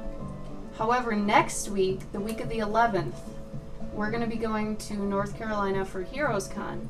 So we're going to be missing about 4 or 5-ish days. So we'll probably only go up to Tuesday's stream. So the 12th will be our last stream for that week. So you guys are going to be kind of on your own. We might do some Insta story or Instagram live things, but ugh, Probably not. that's where we take the training wheels off and you're on your own, okay? I mean, that's halfway through the month, which, have you guys realized we're halfway through the year already? This is messed up. This year's gone by so fast. So anyway, get your kicks in this week with us, because next week it's not going to be as crazy. Ah, Sukiko, we're leaving! No! I'm sorry. Oh, we miss you, though. Let me catch up real quick. Okay, so, yes, tomorrow, 9 p.m. CST.